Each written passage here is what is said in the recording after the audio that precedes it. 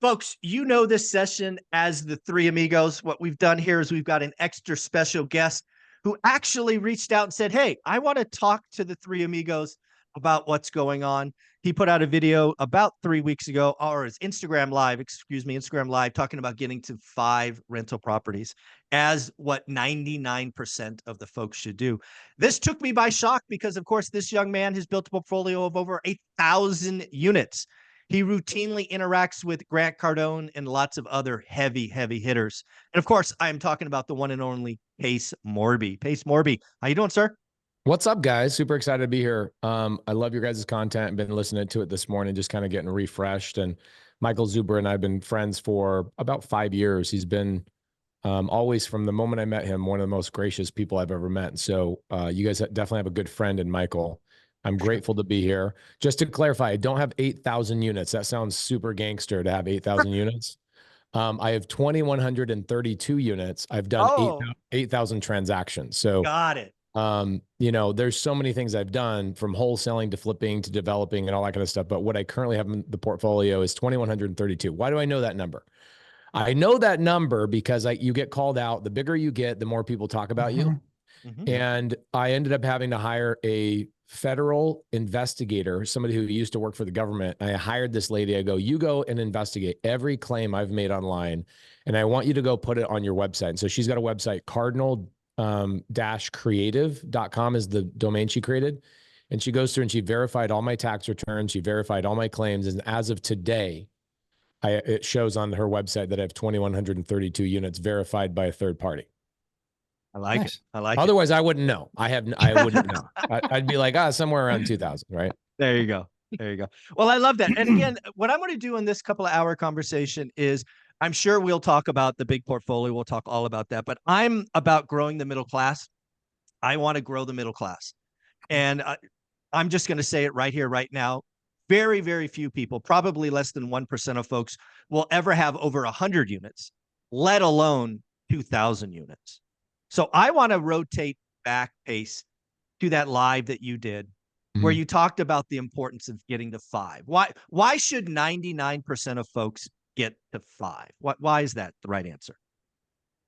First and foremost, when you guys are listening to this, the average person watches a YouTube video for about 7 minutes. So let me get as much as I can into a 7-minute time frame as we possibly can, so you guys understand.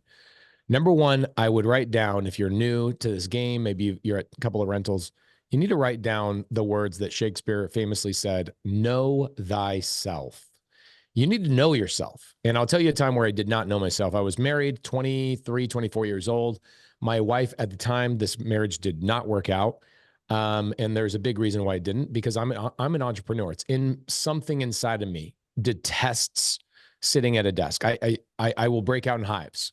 It's not I'm too good for this. I just don't think I'm smart enough, or there's something wrong with me. Okay. I have an allergic reaction to the point where I will literally break out in hives. So I had a wife. She says, I don't want to have kids. This is about 4 years into marriage, and I'm Mormon. So like, for somebody to tell a Mormon, hey, we're not going to have kids, I don't want to have kids, I'm like, what is wrong? What is wrong? What is wrong? And ultimately what I thought was the problem was that she didn't want to be with an entrepreneur, right? I was probably making $200,000 a year at the time, working and running my own business, but it just was like, one day I'd have 40 grand in the bank. The next day I'd have, $400 in the bank, right? Type of thing. And I grew up in that environment. So it wasn't different for me. It was just the same. I was doing what I had seen. Well, it got so bad that I decided, you know what? I'm going to appease her. I'm going to make sure she's happy, because happy life equals a happy wife, right? So I'm going, all right, I'm going to go create that happy wife. I'm going to do what she says, and I'm going to go listen to this. And she never told me to get a job necessarily, but she would hint at things at date night. She would say stuff like, well, if it was just a little bit more stable. And I'm like, we live in a 4,000 square foot house. You're 23 years old. You choose what car you drive in the morning, your Volkswagen Bug or your Volkswagen Passat. What are we talking about here? Right? You're in the 1%. What? So I stopped everything I was doing, and I went and got a job at GoDaddy. I'm 23 years old. I go get this job. I go through the 2-week training, And I'm like, wow, all right, this is pretty good. I see a couple of people in the executive accounts department that are working for like GM and Ford. And, these big companies are buying hundreds of thousands of domains, quite literally. And if you get into that department, you can make $500,000 a year at GoDaddy. So I'm like, all right, well, I'll reprogram my brain. I'll do all these things. I go through the 2-week training. My first day of work starts. I sit down at my desk. I literally sit down and I go, I can't do this. I got up, I walked out, I called my now ex-wife and I said, if you want me to be somebody who I'm not, you need to marry somebody else. And the fact that I caught myself slipping to that degree that I knew who I was before I went and took that job, but I still went and did that just to make her happy. I said, I'm not on this planet to make her happy. I'm on this planet to find the right person. And ultimately, I did find the right person. I found a woman who grew up in an entrepreneur's household. So my wife does not think different. My wife would think it would be weird if I had a 9-to-5 job. And I wish somebody told me that when I was in my teens, like, hey, if you're going to be an entrepreneur, find a woman who grew up in an entrepreneur's household. Like before you even start checking the box on red hair, blonde hair, brunette, before you check any of those boxes, check the box of, did she grow up around an entrepreneur? And I'm so grateful and lucky that I married a woman that has that about her, because I know myself. Yet most of the people I meet on a daily basis are not that. Most, if not almost 99.9%. And there's a reason. Like, how many real estate influencers could we actually name off the top of our heads? How many could we name? Maybe 20. Dozens. Yeah, dozens, right? So you've got dozens of people that have become like influencer status, which are, I just call them the lunatics, right? They are the freaking lunatics. And what their job is, at the end of the day, I've dissected this 1,000 times. Their job is to show you what is possible, not what you should do. It's just what is possible, right? And so for me, a lot of people look at me, and the more I talk about what I'm doing, people assume that that's what I think people should do. Right. And I get DMs, like, this is where that Instagram live came from that Michael caught me on, was I'm on my DMs every morning, catching up, communicating with people on flights. I'll catch up and all that stuff. And this guy goes, I don't think I'll ever get to your status. And I replied back and I say, thank God that you will not.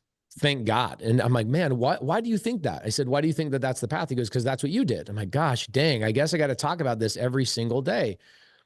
I made my YouTube channel for one reason. I know Michael Zuber and I, we've talked about this in the past, reasons behind starting your YouTube channel. Probably one of the biggest reasons for all you guys is that, one, you have the heart to serve. That's number one. Number two, you are talking to yourself 10 years ago, 5 years ago, right? Like you're wishing that you could put it in a time capsule, send it to yourself 10 years ago and go, this is what I wish I knew, right? There's all of those things.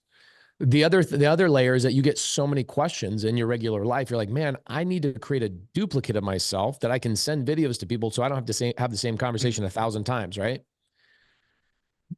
And there's so few people that will ever get to that status. So few people that will ever get to that status. But I created my YouTube channel because I was in my local market. I was getting big. This is about 8 years ago, 7 years ago, to the point where on my Friday meetups, I would have people fly from other countries to come to my meetups in Phoenix, Arizona, like literally Portugal. This guy comes and flies from Portugal. And I'm like, hey, man, how long have you been in the United States? He goes, 45 minutes. I just landed. I'm like, oh, cool. But how long have you lived in the United States? Oh, I don't live in the United States. I literally came from Portugal to go to your meetup. I'm like, what the freak? Yeah. So I had this demand, or I had a demand of people asking me. And what would happen in my local market is that men are very jealous, right? Men are very, very jealous human beings. Women don't typically have this trait about them, but I would have men in my local market would take shots at me, right? Like, I go, okay, well, here's what I'm going to do. I'm going to create a YouTube channel, and literally every house that I ever talk about, I will either physically be in front of the house, or I will give you the address of that house, and I will put the settlement statements, and I will put all of everything down in the description below that you can download and you can go through and verify all of my numbers. And that's how my YouTube channel started 4 years ago. And what's funny is you still get people that make comments on my YouTube channel like, oh, scammer. I'm like, bro, I literally have 4,000 videos on this YouTube channel, and over 1,000 of them are in front of a property of me literally saying 123 Main Street, here's the house, let's walk through it, here's the settlement statements, close with a closing attorney or a title company, here's my title policy, here's my recording documents. Here's all of these things. And still somebody will still say scam. Now, what's sad about it is that, Michael, if you could, all of you guys, if you guys could get everybody in your audience to download every YouTube video and put on a microchip, insert it in their brain, their whole entire lives would change. But the chances of them ever watching 1% of 1% of your content is almost impossible. And so what has happened is people just look at what is said to me when I get introduced on stage, which is, oh, this guy got $500 million in real estate. I'm like, can we like not introduce me that way? Because now people are going to think that that's the path. It's not the path. It really is not the path. Yeah. And so I did this Instagram Live. Sadly, Instagram Lives are like the dumbest content you could ever make because it dies the next day. Like nobody goes back and watches, right? And so when you guys replied to it, I was like, oh, this would be a great way to create some content with these boys and make it last forever and put it on record. I've always had the belief that most people should be to 5 to 20 rentals and be done. And be done. Agreed. Right? I'm just not that person. And there's so many diverse ways to be successful in real estate. And I'll tell you, that is the literal hardest part of real estate is there's too many ways to win. Yep. Agreed. Okay. Last thing I'll say, and I'll shut my mouth. I've got 700 people here in Montana. I'm in Montana for the summer. And I do this thing called community camp, and we all converge on Montana. We go visit, you know, parks, like RV parks and real estate of mine. And then we go hang out at Glacier National Park, whatever. Yesterday, we're at my RV park. And I go, oh, I'm going to be talking to Michael Zuber. Dang, I didn't even think about this. That one RV park is a job killer. Meaning you buy one RV park, you do one deal in your entire life. That thing nets me 21 grand a month, net. Yep. I don't even need one single family house. I need one deal. And 99% of people, I'm telling, I've got 700 people at my RV park and I've got a megaphone. I go, how many people would rather just do one RV park versus go get 20 rentals or, you know, one mid-sized multifamily property? And everybody's like, me. Because I know that most people, I'll tell you right now, if everybody could do this exact thing, collect a check, sit down, watch TV, you know, be with their kids all day long for the most part. Like, you know, there's a limit on how much you can spend time with your kids. You know, you got to go out and create a blueprint for them. You got to be successful if you want your kids to be successful. But 99% of people would be like, just give me 20 grand a month and tell me I don't have to work. And that's the path I would choose to go down. And I know that. And I think the hard thing about that is that people had a hard time raising their hand at the RV park because they go, wait, that is admitting defeat. That's admitting that I don't want to keep building this empire. And I don't want to be a Grant Cardone or a Pace Morby or a Ken McElroy, or that means I'm quitting. And so I wanted to say to everybody in the audience today that, guys, it's not quitting. It's just triumphing over your individual goals. Instead of you competing against me, you're just competing against yourself. And so I watch these people go, oh, I want to say yes, but Pace has 2,132 units. He would think that I'm thinking small. And therefore I don't even want to, you can see them like the urge for them to raise their hand, like, oh my gosh, that sounds amazing. 20 grand a month on one deal. Right. So for me, my true belief is that most people need one good deal, like a small, mid-sized multifamily deal, or an RV park, or one of my mobile home parks would quit. I would take one of my mobile home parks in Yuma, Arizona, and compare it to somebody else's 50 single family home portfolio, and it would trump it. And it's one deal. Yeah. And guess what? I didn't have to cold call. I didn't have to go out and knock doors. I didn't have to send postcards. I didn't have to negotiate. I didn't have to do any of that. A wholesaler brought that deal to me.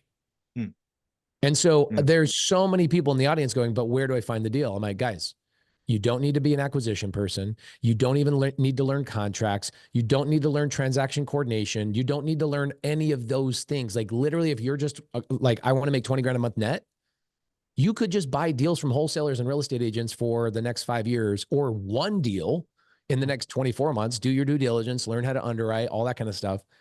And you're done. You could do one and done. And people need to understand that. And I think that the reason why people need mentors like yourself is because what you guys should be good at, I know Michael is good at this, you two other gentlemen, I assume you are, is being able to have the gift of sight. Meaning, You look at the individual that's in your mentorship and you see their age, you see their skill sets, you see their desires, and you give them a detailed plan based on who they are rather than, nope, this is the cookie cutter way to go. And this is exactly how it should be done. And right. And what I've encountered is about 26 different avatars in real estate and 26 different ways for people to find deals and get their hands on transactions, 26 different ways. And if people don't know those avatars, they just assume whoever they're listening to is disagreeing with somebody else on a different YouTube channel when we aren't. There's just so many ways to win that it gets confusing, right? Like all four of us have found our deals all four different ways. We've acquired our deals all four different ways. I'm allergic to banks. I don't want to go through a bank. I've been doing sub-2 for 11 years and seller finance for 11 years. I don't see sub-2 or seller financing ever going away in the sense of how many deals I can collectively get. Yet some of you guys love banks and you do go through banks and it works for you, right? And so the audience member goes, but who should I listen to? Both. Yeah. But you should stop. You should stop and know thyself and dissect yourself and look inward, stop looking outward, right? If that makes sense. So sorry, that was a big, long 14-minute rant. I apologize. No, I mean, we're going to go there now because I think that's a lot of the challenges. Because again, we all interact with hundreds, if not thousands of people a week in our communities. And a lot of it is know thyself, right? They get attracted to you because something you've said or your experience they relate to, right? That's the connection, right? If you're an entrepreneur and that's how you're wired, you're not going to like Mike Zuber. He's allergic to that shit. He thinks it's risky and scary. And, I get hives even thinking about making payroll. I mean, you kidding me? You want to be. Meanwhile, I got $500,000 in payroll every 2 weeks. Yeah, exactly. That would freak me out. Pace couldn't handle it, sitting at a desk for, a day after training. Just that's why people got to find their person. And the first thing when I think about know thyself is, and again, this is so important. You need to know who not to listen to, right? Because one of the things that you talked about, Pace, and we'll go to Matt and Dion here in a minute, is I think a lot of people, like you say, there's lots of ways to do this thing, but there's also lots of different voices. Part of the game is figuring out who you're going to listen to and who you're going to ignore, because you don't need all of that noise in your head. That's one of the things I talk about a buy box, because again, it's permission to look and permission to ignore. Dion, we'll go to you here. What was important in all of that? What do you want to talk about? So actually, I've been sitting here for those 14 minutes trying to figure out how do I say anything without being insulting to everybody that I'm here with today. I'm gonna do my best. You're not really thinking about that. Why start now, Dion? Yeah, I know. Why change? So I like to watch guys like Pace and Zuber and Matt and the guys you named, like McElroy and Cardone. And I've watched Bigger Pockets for the Brandons and the David Turners and everything. And I've had to be really careful not to get any of you on me, because you guys are so different than I am. Right. So Zuber, we're W-2 guys. I've been a Marine, a cop, a truck driver, teach how to drive trucks. I've tried entrepreneurial stuff, failed both times, don't want to do it. Don't like it. All of my deals are from the MLS. Conventional lending. I've never done subject to FHA. I've not even used my own VA loan. I just want a conventional bank loan on my properties and then never think about them again unless the rates go down far enough for me to think, oh, I could save some money. I don't care about paying them off. I've never done creative financing. I've just even struggled with the Three Amigos. There was a period of time where I've never done a home equity line of credit. I've never done a cash out refinance. I've never sold a 1031. I save up a down payment. I buy a property that's going to make more than it costs. I save it up and do it again. It took 10 years to go from massive debt to never having to. I've been retired now for 2 years. I can't tell people this is what you should do. Like, I scuba dive everywhere I want. I go to whatever country I want. The money rolls in more than I need. But I don't need that growth of my business is growing thing that seems like a lot of people like the Cardones have. Like, he's started with single family houses, and then he says, if it doesn't have 13 or 16 units, don't talk to me about it. And I'm like, I don't want that. I don't want a 10 unit. I want duplexes that are at least 10 miles apart, so a base or a port or something can close or go on strike and I don't lose all my tenants. I have one property impacted. But I watch all of you guys because I learned something from each person that benefits some small part of what I'm doing. I don't think I've copied anybody that I've named. I don't know of anybody else that goes, just go to the MLS, just work, save a down payment, give yourself that decade, and you'll have this, like Coach Carson. Okay, I found the guy. Small and mighty investor. Have a small portfolio, have freedom for your life. That's who I am. But I made it to 40 without ever owning a rental or having $1,000 in the bank, right? I was just that guy that just was going to work until he died. And then I found content of people who are doing these crazy, amazing things. And I thought, I don't want any of that, but I want the freedom that comes from that. And it's really nice to hear guys like Pace and Zuber. I mean, your book, One Rental at a Time, you have over 100 rental units, but you're just like, get to 4 all the way through your first book. It's just get to 4, because then you get a couple things. Your first goal, if I have 4, pay them off by the time I retire, retirement's better. Maybe it's get to 4, find out I like this. I'll buy 8 properties, have 18 units, make a couple $100,000 a year in profit. And I wouldn't have got there if I didn't get to those first 4. Mm-hmm. But then there's also guys out there like Millennial Mike that are going to go, okay, I got to 4. Where's 40? Where's the 400? How's the next growth? And that's his personality is going to take off that way. And I think it's great because each person that we can watch, as long as we avoid the crash bros, because that'll get on you too. Yeah. But each person that you watch shows you that it's possible from a possible background that you could have. You might have the entrepreneurial background, don't want a W-2. So Pace is going to go, here's how you can do money if you don't like banks or don't need banks. I could go, okay, if you're working full-time, raising 3 kids, you're super lazy. Here's how you buy rental properties. And Matt with his control freak, I'm going to do everything, all the turnovers myself. I'm going to self-manage all this. I'm going to do it all local here. And I'm going to grow this massive portfolio while working full-time, having 5 kids or 10 kids or whatever you got now, under 5. It feels like 10 when you're there. But and it's possible to do that. And that's why I think there's so many different places to get your content from, and then narrow down to what's going to work for your strategy. Absolutely. Matt, you actually kind of split the difference, right? I think you obviously had a W-2, but you are entrepreneurial. Certainly among the 3 amigos, you lean that way the hardest. Dion and I are like, no chance. Sure. You know, what kind of struck you in what Pace shared earlier? I mean, you know, who would have thought a guy that dropped out of the 9th grade had a trouble with authority? Who would have thought that would happen? You know, so yeah, I mean, a 9th grade dropout, you learn real quickly to be resourceful. And that's one of the things I identify with, you know, with Pace is there's no, it's just, how do I get to yes? How do I get across the chasm? And as an entrepreneur, that's the biggest thing you need is the ability to problem solve quickly. You can be wrong, but you can't stay wrong. And that's what grows you wealthy. And I think that, you know, one of the things that Pace said that really, you know, kind of resonates with me is you've got the, you know, couple dozen, you know, guys around Pace's level that talk about how they do it and how they invest. And he was talking about how they focus on what's possible. And I think what we like to do is we like to kind of step away from not what's possible, but I like to deal in the what's probable. So while people get to watch the Cardones and get to watch the Paces, that's possible.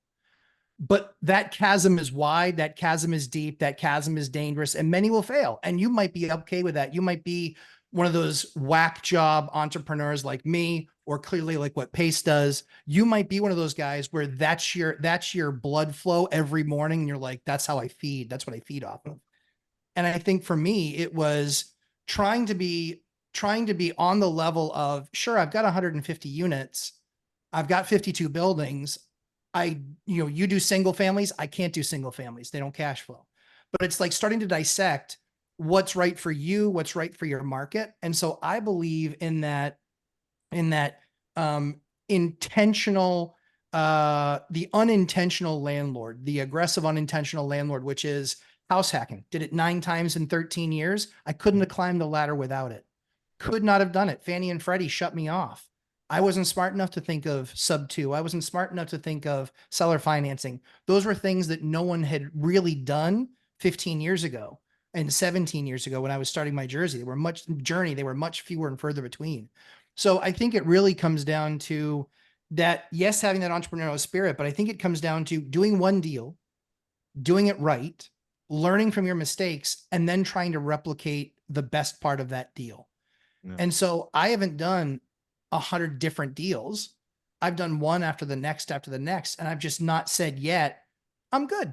I will eventually say I'm good, but not yet. And so that's where I think that that's what people can learn from most is it's about doing and understanding yourself, getting the experience. There's no better way to do it than a house hack. You get into it, you live in it, you're providing your own housing, you get to see what tenant interactions like, fixing things is like, all of that stuff then becomes, holy cow, a year later, I can't believe how much more I know. I know how to restart a furnace now. I know how to flip a breaker. I know how to, fix a leak. I know how to do these things. And you get all of that experience when you get to be, unless you're young, but he can still do them. But you get all of that type of experience, when you're living in it. So yeah, I think one of the things that's most important that Pace said was, they focus on what's possible and we manage and teach in what's probable. Yeah. Here's how you need to implement this. One of the things I wanted to be clear on that, I talk what's possible on my YouTube channel. Right? Yeah, sure. Of course. And I didn't build a community of 20,000 people by talking about what's possible. I talk about what's probable, and what's different about the way that I educate is that I understand that people on YouTube do not pay attention. Yeah. They don't pay attention, right? The attention span of an Instagram reel, a TikTok, whatever, all these short form videos, you'll be lucky to get people over to your YouTube channel. Then the people that get on your YouTube channel, you're lucky to get them to listen to longer than 7 minutes. Sure. Look at the analytics. It's the average YouTube video is 7 minutes long. Why? Because they weren't in a place that they were committed to sit down, take notes, etc. So what is an amplified level of education? Usually a webinar. They'll listen longer. The average webinar goes on about 45 minutes. And the average webinar is like an hour and a half. Most people stick around for 45 minutes. So it's like, okay, well, there's an elevated thing. Somebody committed to the time. They put it on their calendar. People have limited time. So they're going to show up and they're going to pay attention for 45 minutes. So you can then give a little bit more education, a little bit more breadth to what you couldn't do on a YouTube video, right? And what I want to say to people listening to this, because this will end up on YouTube, YouTube becomes a waste of your time after about 30 days. YouTube is there to inspire you to take action. And if you are still on YouTube 2 years later and you haven't hired one of these guys as a mentor, just put your face right in front of a mirror and smack yourself, because you have not committed to anything. You haven't put it on your calendar. You haven't said, I'm going to sit down and take notes. You haven't done any of those things. And then more importantly, it's you, yourself, and you. Right? You're an isolated island. You have no help. You have no feedback. There's no positive or negative feedback loop. And so you just continue to consume YouTube content after YouTube content, averaging 7 minutes at a time, when most of the time people's intro to their YouTube video is 2.5 minutes. So you really got 5.5 freaking minutes or 4.5 freaking minutes of somebody actually building up to their point before you go, oh, Ryan Pineda has a suggested video over here. Let me go, Pace Morby has a suggested video over here. And you get lost, right? It's a big thing. But once you go into, hey, I've paid for a thing, I'm committed to this thing, right? People pay attention to what they pay for. I have the Costco experience. I've paid for a thing. I'm in a higher level environment with higher level people. And you now can choose a path. So for us, when somebody comes into my community, they choose a path with the help of a dedicated MSA, a member success advisor. So somebody gets to know them. We have them take a personality test that takes about 5 minutes in the beginning. We start identifying, we give them a 90-day game plan on a very specific thing. I teach a lot of wholesale. I think a lot of people like me should do wholesale. Not one of you 3 guys should ever do wholesale in your life. Wholesale is, now, can you buy deals from wholesalers? Of course. All the time. Collaborate with them and love on them and never, ever. And I want to get to something really salacious here in a second, because I want to build up to something that I think is really frustrating about this industry. David Green's comments about Michael Zuber. I want to get to that in a second. I want to say logically why that stuff happens in this industry. Okay. So you guys understand the elevated experience. It's like short form. Maybe you get some people on your mid-size stuff. Maybe you get some people on your webinars. Then you get people that are committed to your community and they're in. Guess what the time frame is that they're going to pay attention to your mentorship? It's about 7 total hours over 30 days. If you can't get them to get some traction, they then dissipate. You guys have it, right? You have people that join your thing. They take a little bit of action, but they didn't get traction. And so they just slowly go back to their old ways of doing things and their old habits. And that's a really hard thing. However, their likelihood of success is 1,000 times stronger than their likelihood of success on YouTube. And so you've done a great positive service to the community, to the real estate industry, which is awesome. Now, I collaborate. I've done deals with agents. I've done deals with probate attorneys, done deals with real estate attorneys, financial advisors, wholesalers like crazy. I was direct to seller for a very, very long time. I'm one of the best people to go into a living room and negotiate a house. That's not any one of you three guys. So what happens is people will listen to all four of us and they go, okay, well, are they arguing of what's better or what's worse? Absolutely freaking not. Absolutely not. The reality is I need all three of these guys in my world. Why? Because you guys are buyers of my deals. If I am a wholesaler, right, I need buyers to buy my deal so I can make a $10,000 or $15,000 assignment fee and assign it to somebody like you guys who are stable, consistent buyers, and you're going to be around in 20 years. In fact, you guys are one of the pillars of what a wholesaler needs in their entire business to be successful. And so when people go, oh, they're lazy and they're thinking small, right? Because I wrote this down. If Grant Cardone was on this podcast right now, he'd say, hey, Dion, you ever going to grow up and be a man? Yeah, I would. He would. He'd say, He would. really? Okay, so you stop growing. You stop challenging yourself. You stop this. When are you going to grow up and be a man? And then you go, what I loved what you said is you said, I don't want to get any of your guys' schmutz on me. I don't want to stand next to a muddy dog because that muddy dog's going to shake and I'm going to get the shrapnel and then I become muddy. And you start thinking, wait, maybe I am thinking small. The reality is here, let's figure out like, what is the 1% of the 1%? The 1% of the 1%, you're in it, Dion. There's no possible way you've ever thought small, bro. Okay. Grant Cardone, why does Grant Cardone do what he does? I'm very good friends with him. I have dinner with him. He speaks on my stages. I think he's one of the most genius men I've ever met in my life. People criticize him. Why? Because when you're close to a human being, you find out that they're a human being and it's easy to become their friend. When you're not close to them, it's easy to take shots at them. And instead of going to the industry and saying, here's how I provide value, come and listen to me. This is how I will individually provide value, right? I will do this. I will talk about this. Here's my unique take. Da, da, da, da, da, da, da. Small men criticize bigger men because they don't understand how to provide real value. And here's what I mean by that. I look at all the influencers in the industry and they don't understand that the industry needs all of us because we all have different pathways and different gateways to success. And that's the coolest thing about real estate is that there's so many freaking ways to succeed, right? I'll bring up Heather Blankenship for a second. Heather Blankenship, good friend of mine. I don't know if you've had her on your show, Zuber, have you? Yeah, once. She's gangster, right? She has like 4 RV parks and she makes 30, 40 grand a month in net. And she runs a very tight, she focuses on women who want to own RV parks. I'm like, that is what most coaches should be doing, is like finding and identifying that small individual. What Cardone does, okay? Cardone, from a marketing perspective and I'm responsible for 1,200 employees perspective, because he has a lot, like over 1,000 employees. He has a responsibility to be a very loud megaphone and a very loud billboard to drive eyeballs to his product. Do I get pissed off at Ronald McDonald for trying to sell hamburgers? No. Do I get pissed off at, Dairy Queen for putting a big bright sign out front of their spot? No. Do I get pissed off at Walmart because they choose the right colors of blue, which means trust, and yellow, which means excitement? They're preying on human psyche? Absolutely not. I understand the game and I'm not a bitch. Okay. And by the way, this is no reflection on any of you guys. I'm building up to my ultimate point.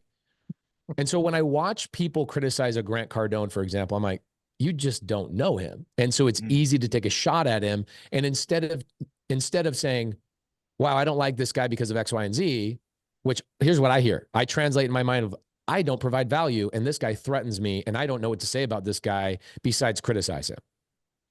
And if we could fix that in this industry, right? If we could fix like David Green's gut reaction of, ooh, Michael Zuber is a threat. And I'm friends with David Green. So when he hears this, I'm sure somebody's going to send this to him and he's going to send it.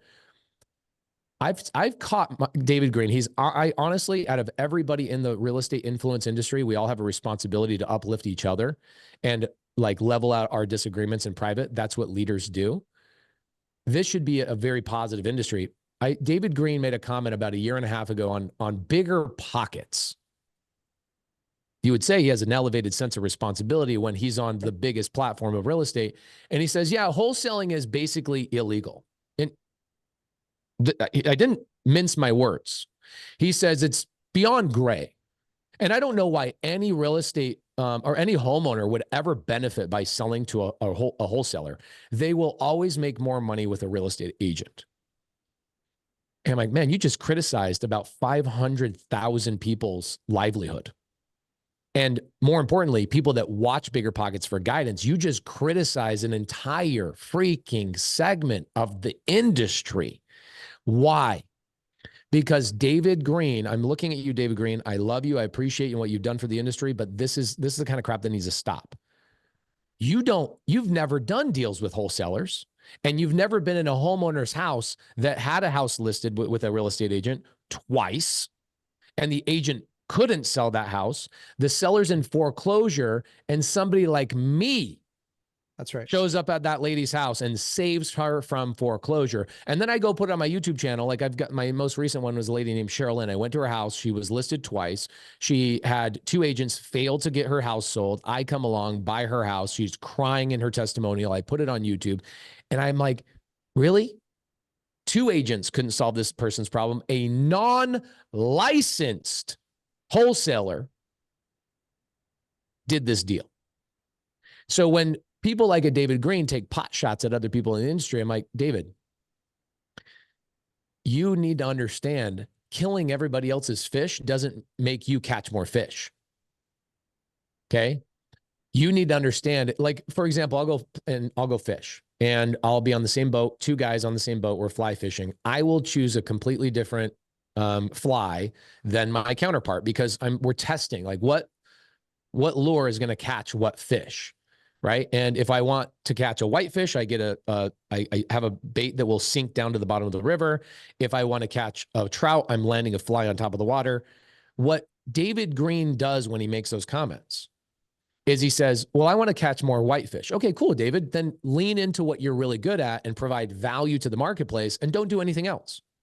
What he does is he goes and kills all the rainbow trout, thinking by killing the rainbow trout, which is not even his audience, it's going to make him catch more fish at the bottom of the river. Does that make sense? Yeah, of course. Yeah. And instead of going, hey, Michael Zuber provides a lot of value to the industry, and he does it in a lane that I'm not specifically good at, kudos to him. I want to collaborate with that guy because I might learn a thing or two. What he says is, how do I make myself look better? Is instead of me learning how to create bricks and build my own castle, I'm going to go pull bricks out of Michael Zuber's castle and build my castle. Mm-hmm.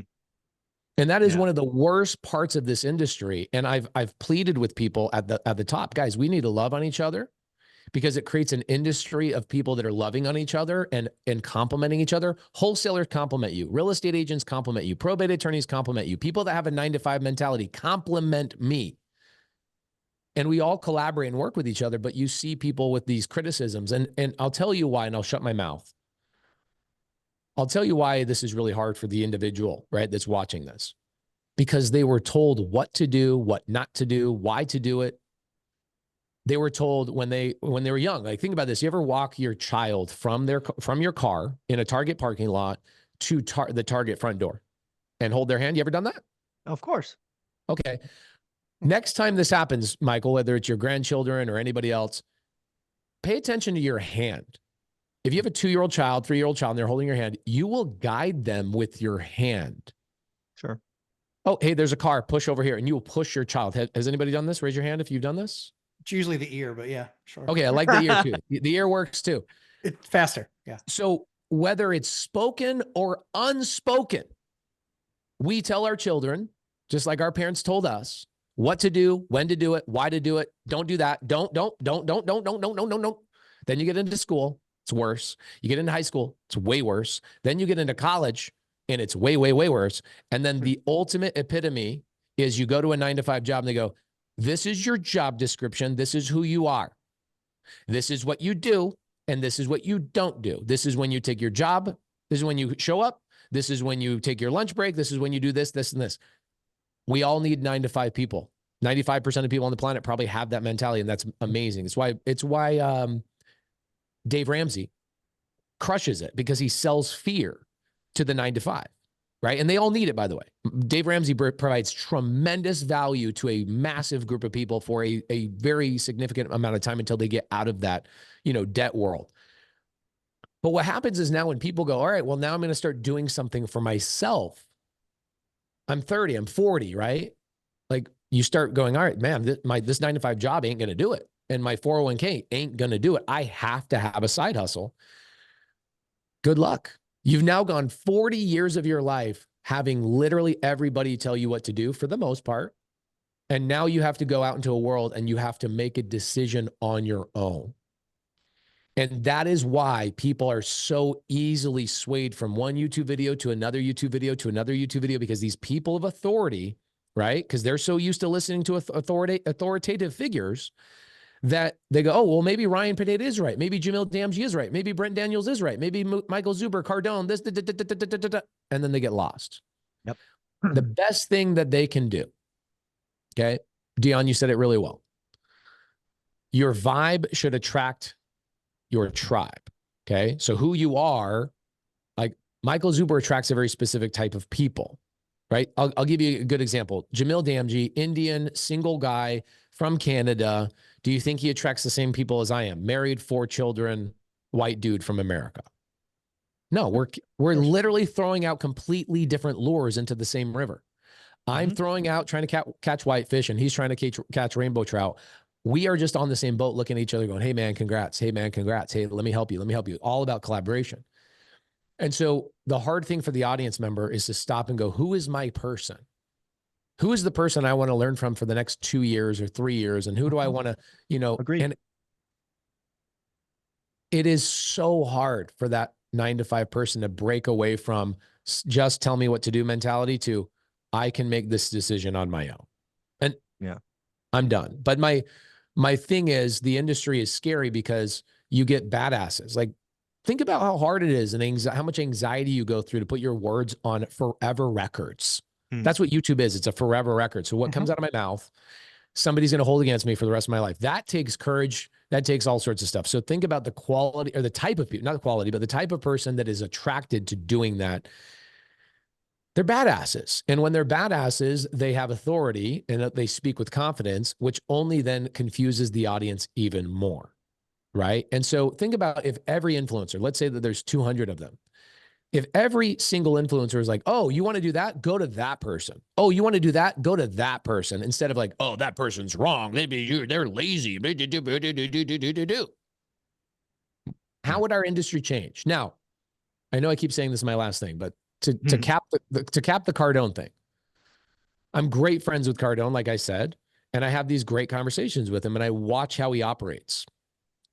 What's Grant's responsibility? And by the way, Grant says to me, he said, oh, guys, this is so good for you guys. Okay.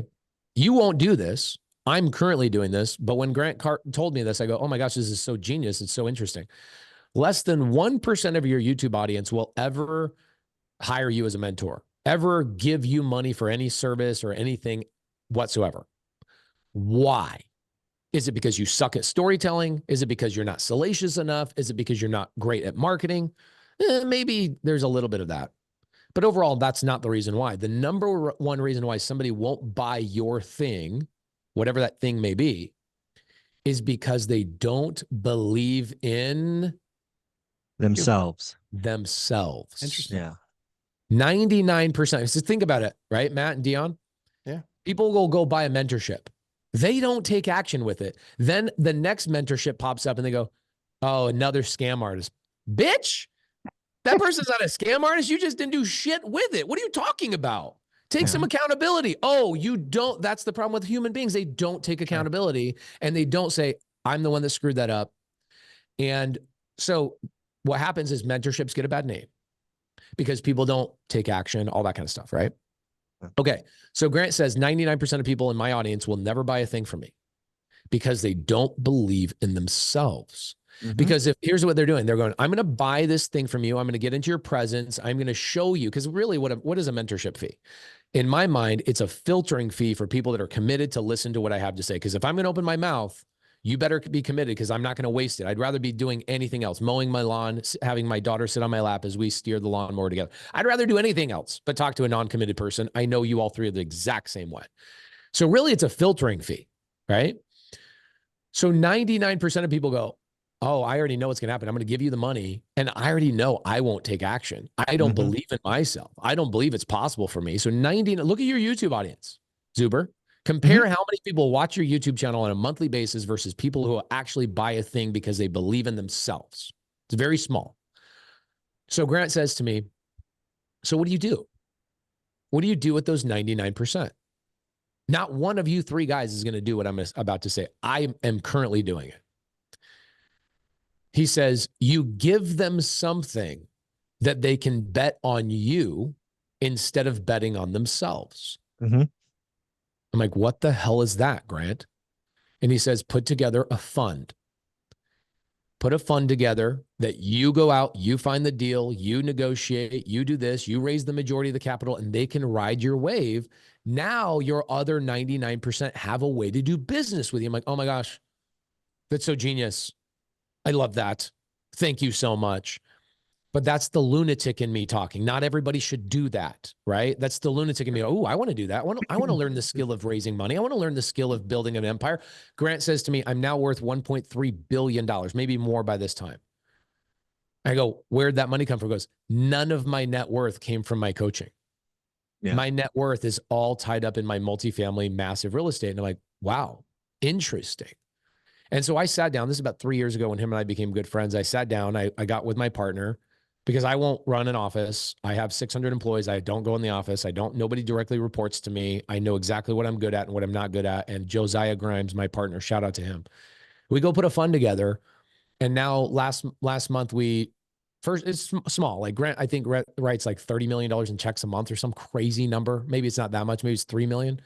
But last month we wrote $300,000 in checks to people who have never joined my mentorship because they don't believe in themselves, yet they believe in me. So what is Grant doing? This is where people get pissed off by Grant. Grant will say salacious things that I don't believe he believes because he's incredibly good at speaking to the 99% of people that he wants them to invest in his fund. Ooh.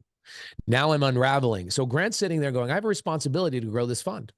I have a responsibility to future investors, current investors, my team. I have a responsibility. I am Ronald McDonald. That's my job. Nobody directly reports to Grant. I know his team. Sherry, oh my gosh, he's got the most gangster people on his team. Jared Glant, oh my, the culture of their company, you guys will never find somebody that works in that company that does not love Grant Cardone. Colt or not Colt, that dude knows what culture is about. Unbelievable. And I've taken massive lessons from the guy.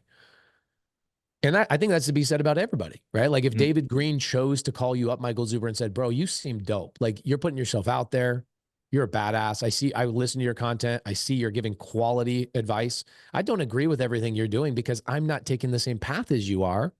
However, we're both helping lead this industry. Let's collaborate. Let's do stuff together. Who would be better fit or who would be better off if David Green did that instead? The audience, of course. The audience. Gosh, damn it, Michael Zuber. Freaking hitting it right on the head. 100%. So if you really care about the audience, David Green, I love you. You would lead this industry with positivity and providing value and collaboration. Instead of he's got this new podcast, he's saying, I'm going to call everybody out on my podcast. Bro, you are attracting the most negative human beings. Your vibe attracts your tribe. And if you're throwing out this negative lure into the river, you're only going to catch the negative fish. And you're going to live in a negative cesspool. Like, what are you doing? If anything else, we have a responsibility as influencers to help encourage the culture of the community of real estate as a whole to be overly positive, right? But what is Grant doing? Grant goes, you know what? People are going to take shots at me no matter what. I can't control these men. I can't control their jealousy. I can't control this. But you know what I'm going to do? I'm going to leverage it. Because if I can't control it and I can't speak to them, I'm going to leverage it and I'm going to get people to invest in my fund. Now, how he runs his fund and he has criticisms there. He has criticisms because he's the biggest. It's like when I was young, I remember watching the Lakers versus the Chicago Bulls. My dad hated Michael Jordan. How in the F could anyone say you hated Michael Jordan? Because you're a bitch. and you're jealous. That's why you're a bitch. You're not a man. You're a jealous bitch. And I look at my dad and my dad, I hated Michael Jordan for 10 years because you hated Michael Jordan for 10 years. And I robbed myself from all the examples and the lessons and the things that that guy stood for because you hated him. And so Grant says, I can't control these men's jealousy. What I can do is navigate my audience and get the people that don't believe in themselves to believe in me. And I'm going to get them to believe in me by saying, buying a single family home is a waste of your time. Owning your home is stupid. I don't think Grant truly believes that. But he is incredibly good at marketing. And if he has a responsibility, you're going to write these ideas down. He goes, my job is to pull as many fish out of this river as humanly possible. And I'm going to choose the perfect lure to pull them out of this water and get other people to talk about me so that I can pull these fish out. Otherwise, the jealous, hateful human beings are going to get the access to these fish. And I think I have a responsibility to these fish. Now, is everything about Grant perfect? I'm sure it's not. But when you look at it through some rose-colored lenses, you go, gosh dang, this guy, he's genius and he's smart. And I would rather collaborate with a guy like Grant than I would tear him down. Same thing with David Green. Bro, you got a microphone. Somebody allowed you to buy a microphone and get on the largest platform on the planet. You have a responsibility to be the most collaborative human being on the planet. That is your responsibility. Forget your feelings and be collaborative because we all need each other. And there's so many ways to win in this. So, you know, here's how I'm not calling everybody else a bitch. I'm mostly talking to myself. Even before I met Grant and we were friends, I would look at his videos and go, man, what the hell's wrong with you, man? Because I didn't understand what he was doing. I just criticized him because that's what men do when they're jealous. That's what men do when they can't compete. And so I watched my father and I'm like, gosh, dang it, bro. You taught me how to be jealous of Michael Jordan. So you look at everybody in this industry and it's like, why shouldn't everybody be friends with each other and actually help it? Again, Michael, you said it. The audience are the people in the detriment when we do not collaborate. Yeah. And we do not understand each other. And so I look at David Green. I watched a couple of his recent podcasts and he spends time criticizing people who have, oh, these coaches, these gurus. Then he immediately turns around and David, I am talking to you and I love you and I appreciate it. I want you to understand this. Then he goes around and talks about his mastermind and his retreats. And he's calling his horse a pony. Or he's saying, well, my horse is pink, your horse is brown. I'm only going to criticize brown horses. Right? There's another guy out of Florida that says, I don't have a coaching program and I don't have a this, that, and the other. Meanwhile, he's pushing affiliates to PropStream and other places. And like, it's the same animal. It's a different color. And your problem, Mr. out of Florida guy, your problem is the only way you provide value is preying on the most primal portion of humans' brain, which is me versus them. Right? All the way back in tribal times, we different tribes are like, oh, they're stealing our food and there's only so many buffalo in this herd and blah, blah, blah. And it was never, hey, let's collaborate and help each other. It was always us versus them. Why do you think people like watching sports so much? It goes to our most primal desires of competition. And so for the people out there that are influencers, David Green's never said a negative thing about me. He's taken silent shots at creative finance. And Bigger Pockets chose not to talk about creative finance during 2023 and 2024, which is the hottest time creative finance has ever had. And they chose not to talk about creative finance because yours truly didn't just put his foot on the neck of the industry regarding creative finance. I created new pathways to do creative finance. They don't want to talk about it because it gives me power. Instead of, hey, let's collaborate. Hey, Pace wrote your #1 selling best book at Bigger Pockets. Let's get him on the show more often. It was, well, we don't want to take a shot at Pace because he has undying, like diehard fans. Because Pace provides more value than anybody else in the industry. I travel around every week, 3 cities a week. I meet people face to face. I do things other people would be like, there's no way I would do what Pace does. I'm sure all three of you look at what I do and you go, there's no possible way. I'm not doing it. No, agreed. So instead of, but I'm a lunatic. I'm not better than anybody. I wake up in the morning. These are the thoughts I have. It's not let me beat other people. It's just, I really desire to do these things. So you look at how much better off the Bigger Pockets audience would have been over the last couple of years if they were hammering more on creative finance. Can we all agree creative finance has had its day in the sun for the last couple of years? Then why is Bigger Pockets talking about how the burst strategy still works? Like, bro, if your thumbnail is why the burst strategy is not dead instead of why you should be doing sub 2 and seller finance right now, that is a vendetta. That is something internally. That's politics. And what's happening is the audience is being robbed from the current value that the marketplace presents. Yeah. And so my ultimate point is the darkest part of these men is the jealousy, the non-collaboration. Why would anybody take a shot at Michael Zuber? Why? Jealousy, envy, greed.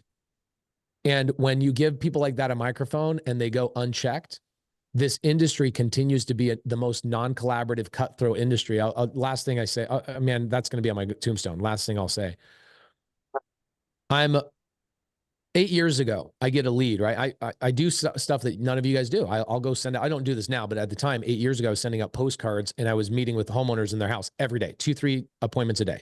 Why? Because I was wholesaling, I was fixing and flipping, I was full time. Like while you guys were in your 9 to 5, I was also in my 9 to 5. My 9 to 5 was just wholesaling, right?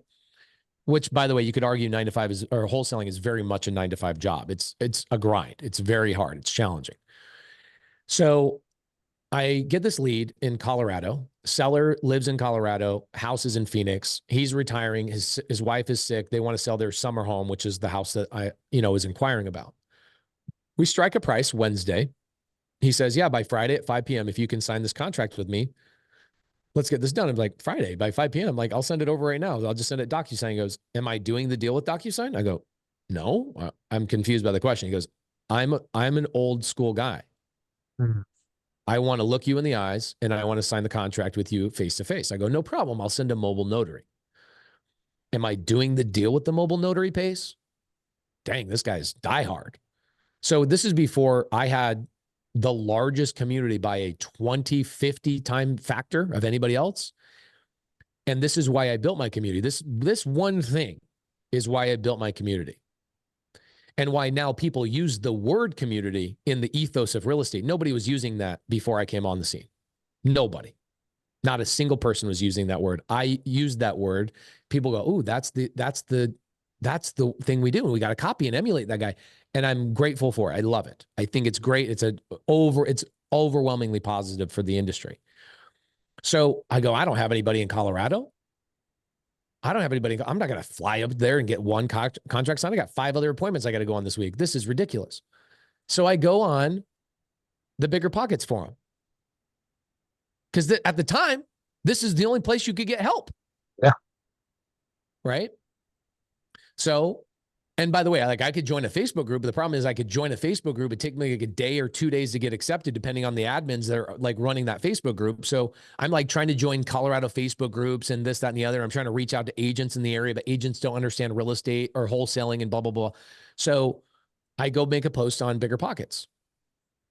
And I go, hey, here's the situation. I need somebody JV with me. I'll sign a JV agreement. We'll split it 50-50. I already have a buyer. I need somebody to go to this guy's house. We can make $37,000. You make this, I make this, we'll split it. Okay. So most of what I got underneath that post, and they ended up taking this post down. It was such a negative thing. And I brought it up multiple times. So it's been taken down. They don't want to have the history of this thing. It was just a bunch of traditional real estate people criticizing the piss out of me. Go get a license, you freaking wholesaler. I'm like, man, do you guys do you guys not know how this works? Wholesalers are needed in this industry, just like agents are needed in this industry, just like hard money lenders and creative finance and traditional and all. Everything's needed. Why are you guys criticizing me? It was 30, 40 comments. And I was like, gosh, dang it. I get a little bit discouraged. And then that night, Wednesday night, I get a text message from a guy named Steven.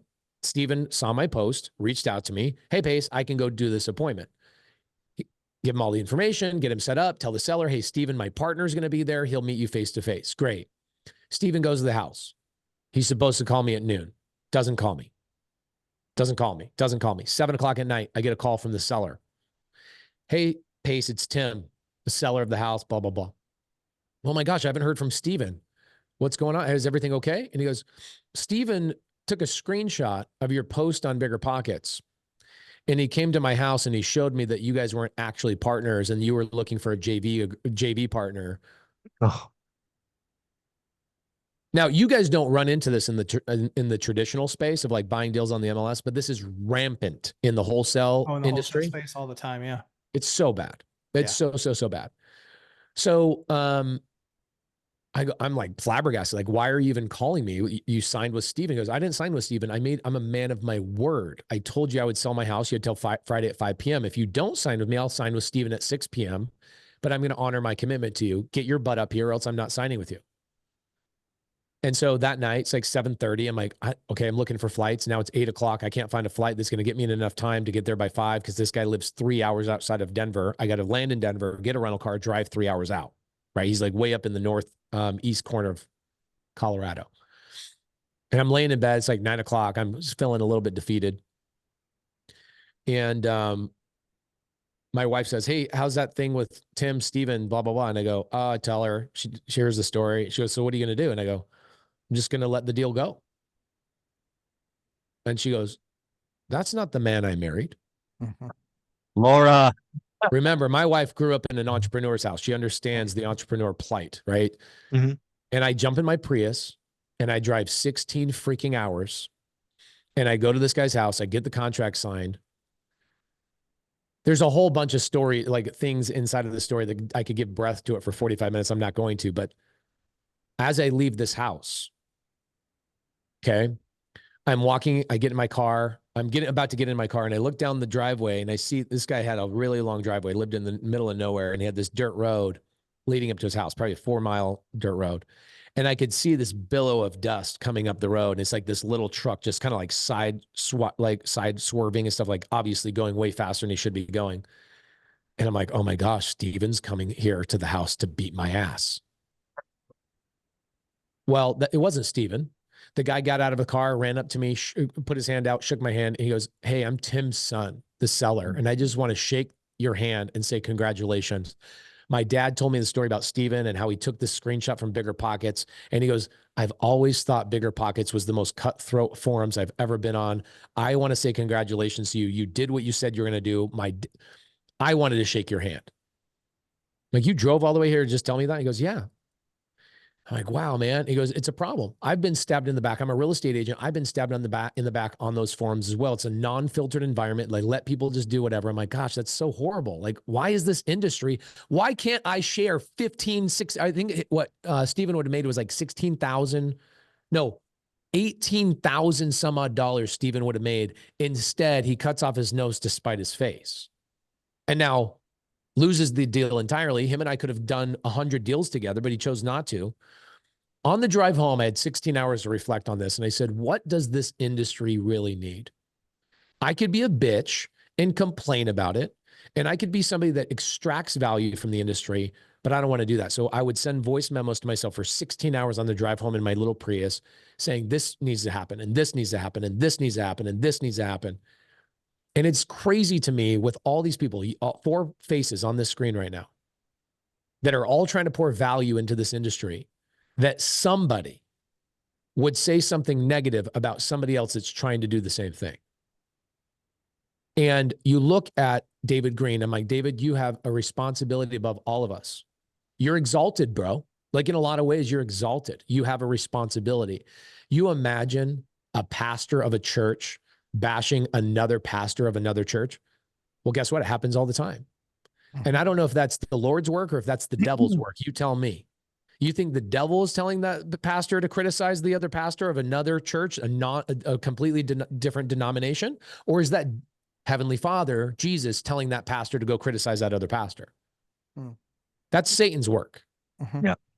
And so when we look at the religions of the world, I'm Mormon. I grew up Mormon. I went on a Mormon mission. I got married in the Mormon temple. I am a Mormon through and through. I love all religions. They're all correct. They're all correct. They're all right. And so what happens is these pastors go, well, I don't know how to provide more value than the other pastor, so I'm just going to criticize the other pastor and say he's the devil and he's this, that, and the other. Guys, throw the human elements out the window. I'm not saying guys as you three guys, but I'm looking at the industry as a whole, and I'm calling upon the influencers, the people who have a response. This thing right here, some people call this a microphone. I call this a responsibility stick. You have a responsibility. If you're going to pour things into the industry, it better be positive. It better be uplifting. And if you have a disagreement with somebody like a Michael Zuber, you freaking send it to him in a private text message, because what happens is when mommy and daddy fight, the kids learn aggression. And when you see stuff like, oh, let me take a shot at this person, a shot at that person, a shot at this person, the industry as a whole becomes negative. Isn't that interesting to think about? Mm-hmm. Yeah. And we all need each other. We all need each other. One of the things that, Pace, you've done, again, you said it earlier, I'll say it again, better than anybody else on the planet, is build a community, right? I think you said earlier it's 20,000 strong. I'm sure it's much bigger than that with your touch points. I'd be curious, because again, we're trying to build a community here at One Rental at a Time. It's very small, but growing. When you think about how Sub2 grew into this monster, what were kind of the first 2 or 3 years, like looking back, like what are the 2 or 3 things you did right that you'd be like, oh, I'd do that again if I was going to build, a different community? And maybe 1 or 2 things you're like, ooh, that felt like a good idea, but not the right time maybe, or too early, or whatnot. What do you think? Number one, in person. Guys, if ChatGPT was going to change your life, we'd all be billionaires by now. Information is not what people need. They do not need information. They need human molecule connection, which means physical interaction with each other in person. And so what I did when I got home from that Colorado trip, I didn't know what to do. This is 8 years ago. Nobody gave me, like, Alex Hormozy and I are good friends. He sends me a text. This is before he bought school. And he's like, you're the guy. You are the guy that revolutionized this industry, and you're not going to get credit for it, but I want to let you know, you are the one that actually built community the right way. Everybody else is going to start copying you. Russell Brunson, good friend of mine. I'm actually speaking for Funnel Hacking Live on Friday this week. Really good friend of mine. Same thing. He says, nobody in everybody that's ever built a funnel, you are the only guy our team has ever seen that actually has built a real community. Why? Because I go away from the digital domain.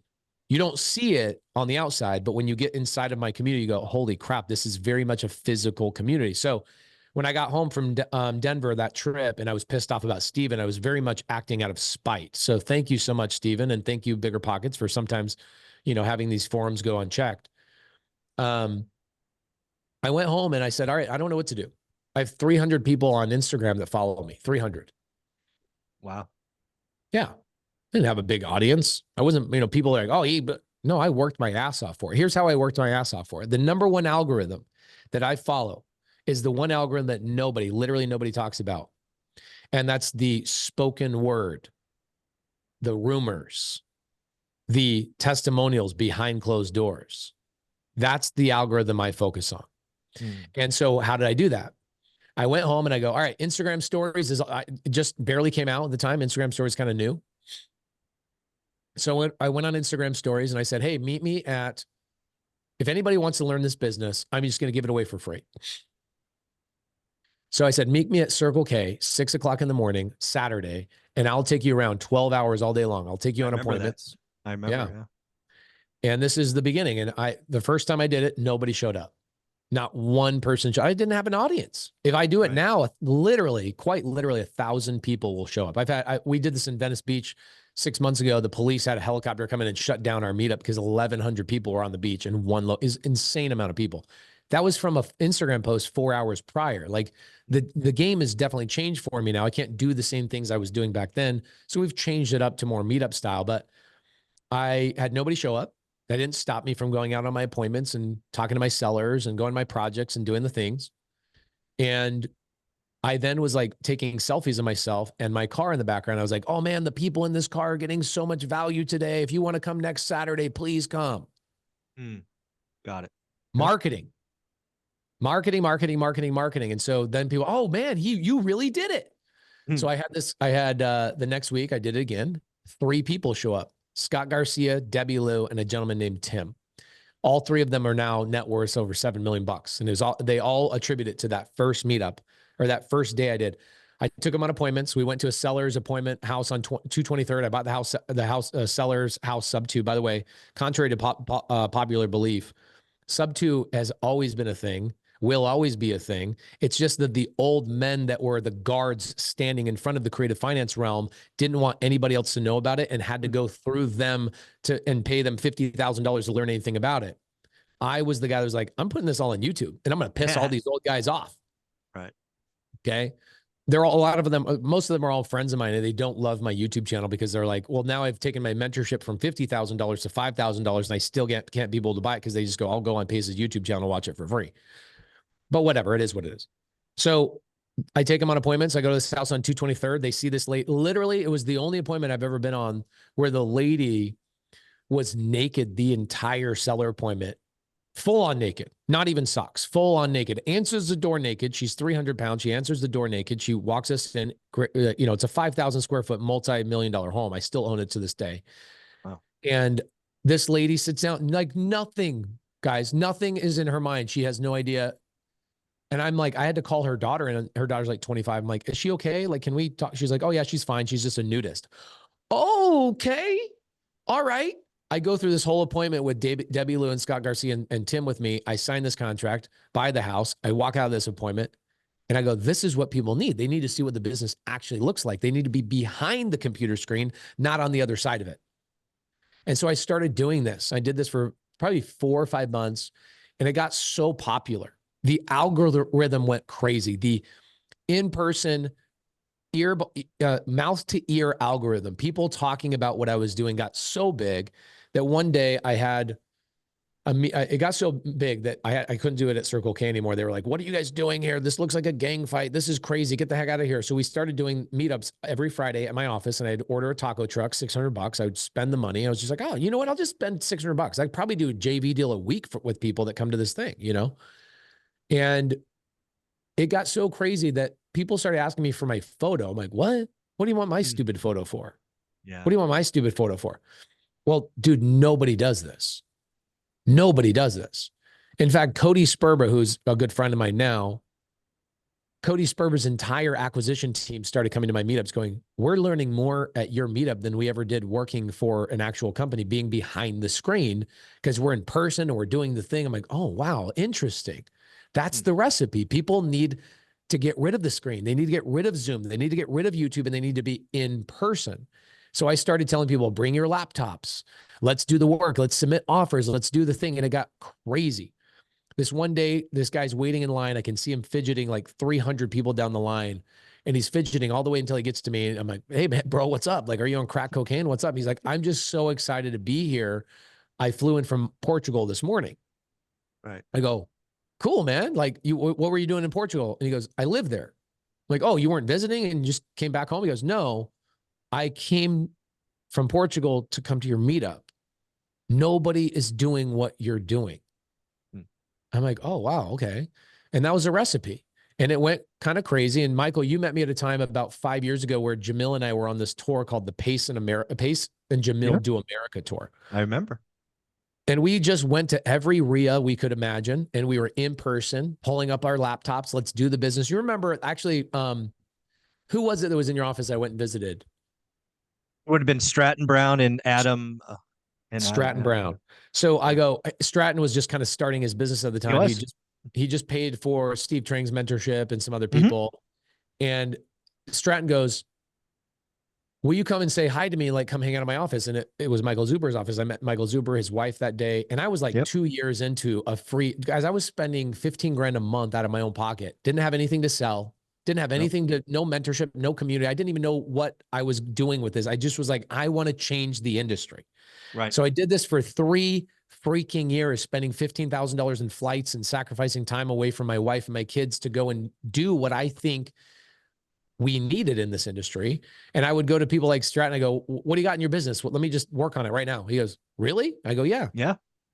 And we just call his sellers for him, call his buyers. We were like putting deals together for him. And he's just like, I cannot believe y'all are just doing this and showing up. I'm like, it's what everybody needs.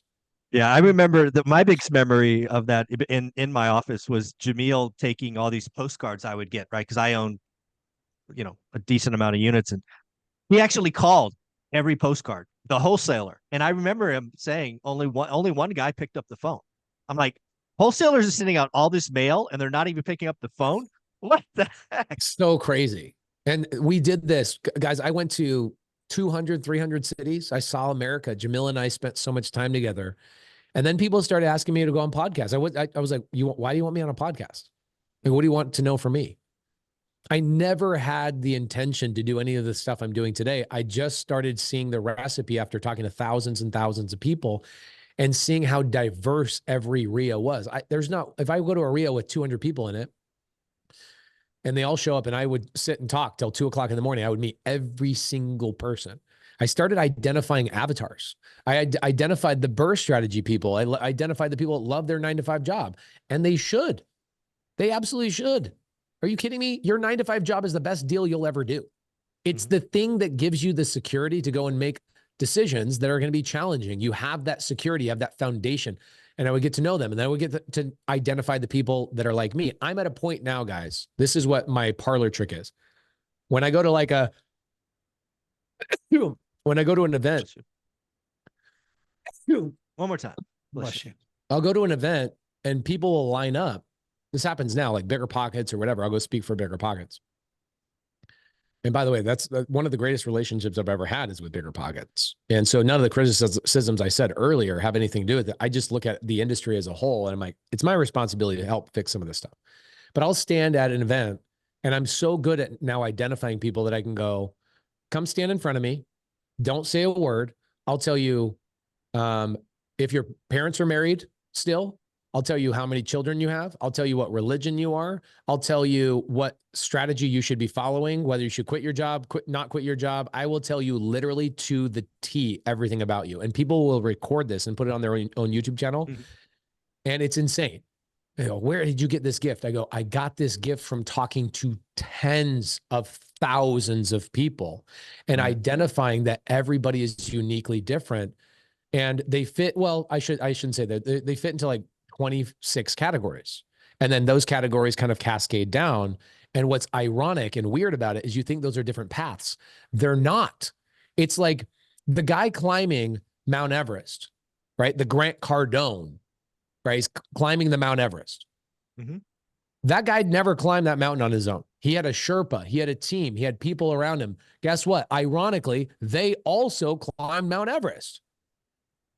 And so I started also identifying the people who got all the credit in the industry. Meanwhile, there's other people who are making a ton of money, like transaction coordinators or private money lenders, and how they all interface and they were doing deals with each other and trading and doing. I'm like, oh, how do I amplify this? And so when I built the Sub-2 community, I built it with the thought process of there's not one way to win for the industry. There's one way to win for you as an individual. And here's how you collaborate with everybody around you. And so our community, why it has grown so rapidly and grows faster than anybody else's, is because everybody fits inside of it.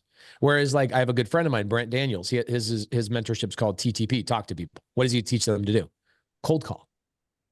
Bro, 1% of 1% of 1% of people on the planet want to cold call or even should cold call.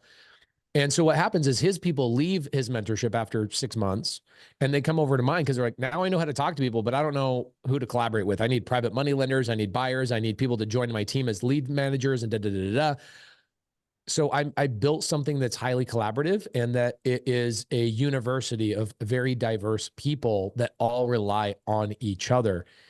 And I didn't know I was doing it properly until I was 2 years in and 3 years in. People started going, dude, look what you did. I'm like, oh, I just did what I was doing out in the real world. I just put a filtering fee on the front end of it.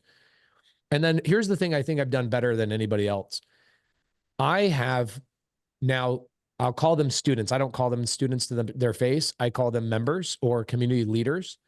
And I now have more community leaders from Sub-2 speaking on stage than most influencers. Like most influencers now that are on stage have come from the Sub-2 community. You just don't know it. What's cool about creative finance is that you can do RV parks, mobile home parks, single family, multifamily, dirt, everything. It's so diverse. It's an umbrella. Right. And last year we did $10 billion in creative finance transactions and $10 billion in cash transactions. We have the largest Burr investor in sub 2. Why is he in there? Because he gets all his private money and deal flow from other people. Yeah. And so I never was like, this is what I teach. I teach sub 2 because I don't do just sub 2. And then I was like, all right, here's the pinnacle of like what I'm accomplishing is I go, I'm going to create tools that are ours. And so I created a title company called Creative Title and Escrow. It just launched. We're in 43 states. And it will do every type of transaction, but it primarily focuses on the standardization of creative finance transactions to eliminate all the muddy water that these old men before me created, right? There's this amazing quote that says, they make the water muddy so you think it's deep. And so these old men that were like the guards of the creative finance realm that you couldn't get into, and they protected it. Like the guys that are doing wraps and lease options and sub 2 and seller finance, guys, those transactions are so plentiful. It's ridiculous. When people go, oh, creative finance deals are needle in a haystack. I'm like, no, they are the haystack. Cash deals are the needles. I'm telling you, there are so many more deals in creative finance once you understand it, but nobody talked about it unless you paid them $50,000. Right. And so I created a title company that was like, I'm going to give ownership of this title company back to the community. And you look at the title companies, right? Like Fidelity and these massive companies, they make so much money off of all of our students. They take that money, they then go buy Propster, and then they make more money from our students. And I was like, how do I fix that? How do I make it so we own the title company, we standardized and we create processes and flows of all 50 states. And then we take that money and we turn around and give it back to the community. We pay for the meetups. We sponsor people. We get people on stages. We help people with their marketing. And I get to the point where the title company basically just has enough money to grow, but we're feeding the money back into our communities. So I'm just doing things that nobody else was doing before. And I wrote a list down that was like, what has never been done in the industry before? And am I crazy enough to go and accomplish it? Again, it kind of goes back to the theme of the beginning of the conversation. Know thyself. Right. I am a lunatic. Do not try and be me. There's 1% of 1% of people that should be like me. And so I'm just doing crap that nobody else is doing. And last year, even though the community is really strong, we have 400 meetups that happen nationwide every single month, whether I'm there or not. 400 meetups per month. The furthest you'd have to drive in the country to go to a local meetup that a sub 2 community member is running is 45 minutes. That's the furthest. So think about that. You'd get people into the digital realm and they go, okay, I'm watching videos. In one of my first videos, I go, get the hell off the videos. This course is stupid. Courses are dumb. Stop taking courses. You did not buy a course. You need to go and hang out with these people, and you need to go find these 5 people at the meetup right now. And so we have meetups in a plentiful way. Why? Because now at the meetup, husband joins the community, takes his wife or his spouse, they go to the meetup, they meet somebody else and their wife and their spouse and their kids, and now they're making their strongest relationships. Yeah. The only reason I would continue to go to church when I was younger is because there was cute girls at church. I didn't go because Jesus is dope. So I'm like, what do people need? They need strong relationships and friendships in their local demographic, and a digital course cannot do that. And so I did the things that people really need. And by the way, in 10 years, mentorships, and not even 10 years, 5 years, 7 years, mentorships and courses are going to be done. Why? You're already seeing it. You're seeing the sentiment of, I'll just ask ChatGPT to write the contract for me. I'll ask ChatGPT for my script. I'll have ChatGPT do this, and this. What do they need information for? They don't. They need another human being to help them get through that fire and hold their hand. That means, for example, student joins in DFW today, okay, in sub 2. You join in DFW today. Let's say you have a lead. You can go into our community and go, hey, who can go on this appointment with me? And because our community is so diverse and so large, you'll have 14 people go, I'll go on that appointment with you. Oh, it looks like Myron's taking care of you. Let me know when you have the next one. I'll be the guy that goes on the appointment with you. That's what people need. They need less information. They need more interaction, right? And then you've got people like Kyle Kargas, which are very similar to you gentlemen and your speed. They go, I just want to buy one deal a quarter from other people that are idiots and are going out there and spending money on marketing and learning how to negotiate. I don't want to learn any of that stuff. I want to be with my wife and my kids. I want to buy a deal a quarter. and I want to buy it sub 2 seller finance, sure. Yeah, I'll buy 50% of them, but I also want to buy cash deals and I want to use banking and all that kind of stuff. And they just sit back and they rake in the deals from other people. So I made a very, very diverse ecosphere that everybody can rely on other people. And I tell them, don't watch the videos. Now, ironically, we have 39 Zooms a week, 14 hours a day of live support. That's crazy. Why? Because there's 4 different types of learning, right? There's kinesthetic, in person, there's audible, there's sight, right? There's all of these different types of things. I supply all of that. But at the end of the day, the thing that a community really is not digital. Yeah. And also the other thing, and this is going to hurt people's feelings, but this is my belief, and this is where we could differ. I don't believe a community is a monthly charge. I believe, because here's the thing, if they stop paying the fee, they're no longer in the community. Therefore, the only value they provide to you is a monthly expense.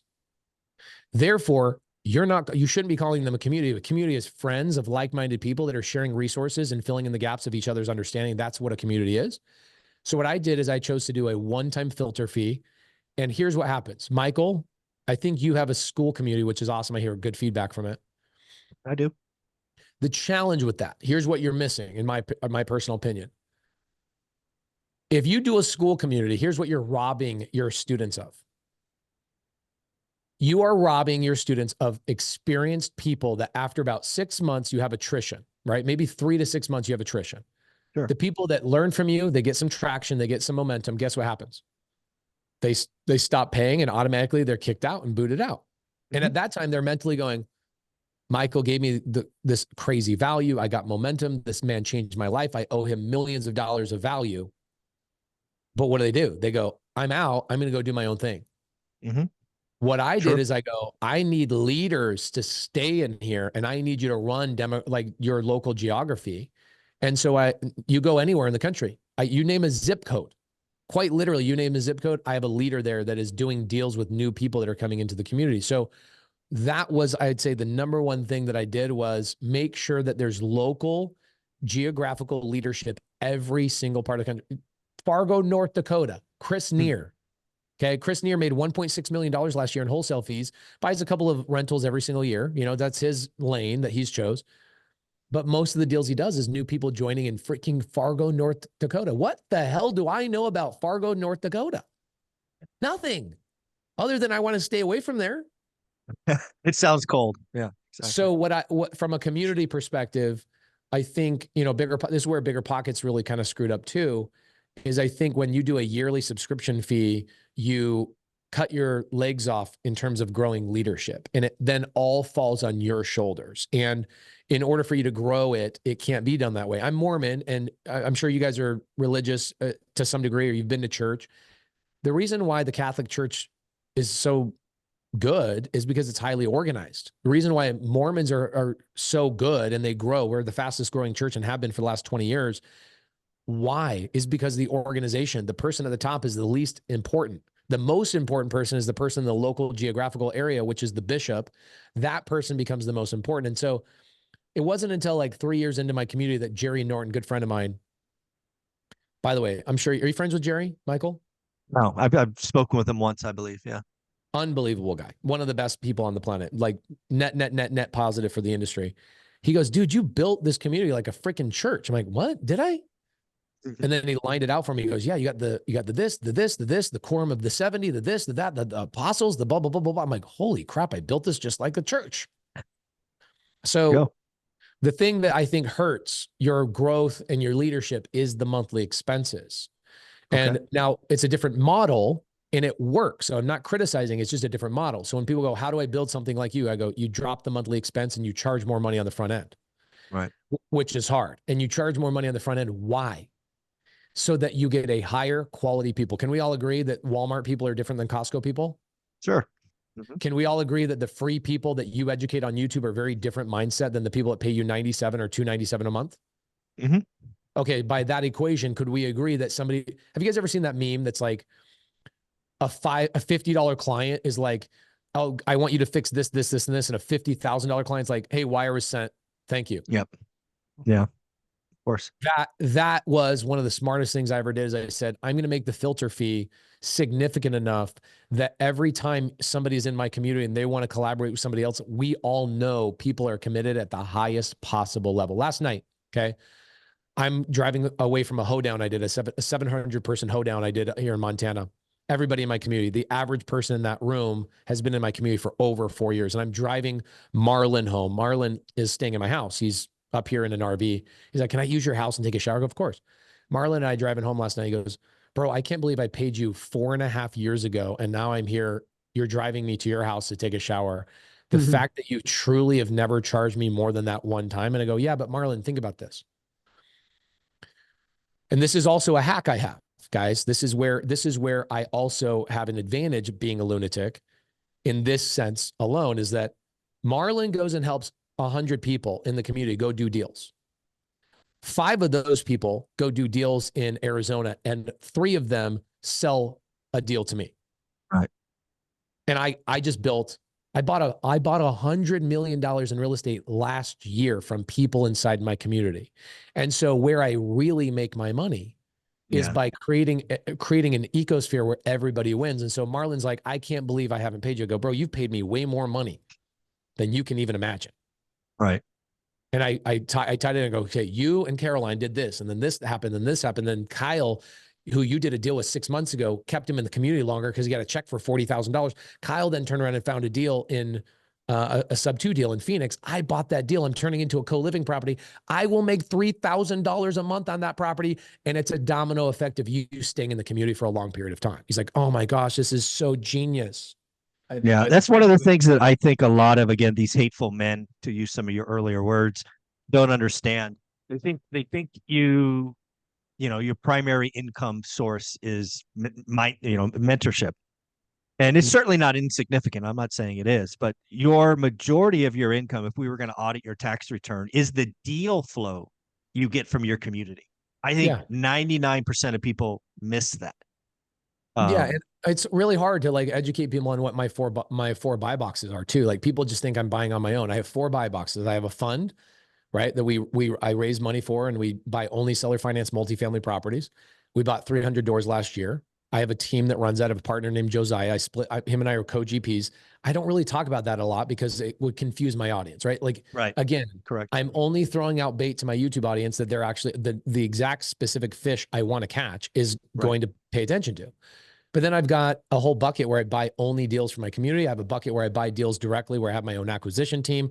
And then I have another business where I buy businesses with my partner, Cody Barton, who I believe you know Cody Barton. Oh, yeah. Cody. Michael Zuber. Yes. So but I don't talk about these things on YouTube because it's confusing for people in the audience. Like, wait, this is overwhelming. I don't know what the heck this guy's talking about. It's too many things. But my partner, Josiah Grimes, comes to me 5 years ago and he goes, you need to be a coach. I go, I'm never going to be a coach. I think coaches are gross. I don't want to do it. I got scammed by a guy. I had a really bad educator named David in Phoenix, put a really bad taste in my mouth like 11 years ago. He charged me $47,500 to learn creative finance just to find out he had never done a creative finance deal. So I had this really bad taste in my mouth, and I understand the argument that like a David Green has towards the guru, the mentor, the whatever, because I've been taken advantage of, right? And so when Josiah came to me, I said, this is going to blow some of you guys away. Because guess what? Do you guys think I know anything about my funnels? Dion and Matt, you know more about my funnels than I know about my funnels. Because this is going to blow you away. Who makes the money from my community? My community did $100 million in sales last year. Who makes the money? Dales. Josiah Grimes. The way I set up my community from the very beginning is I said, Josiah, if I ever get paid as a coach or a mentor, shoot me in the face. You take the money. I want it to be done exactly the way I want it done. I want to build a community. I want to have massive support. I want every student to have an MSA. I want this thing to be about everybody else but me. He goes, that's impossible. I go, is it possible if I let you take all the money? And he goes, maybe. The only thing I get from my mentorship sales, and I've shown my P&L to multiple people that do not believe this, the only thing I get is reimbursements on my travel. Sure. Of course. Now, could this be done by anybody else? No.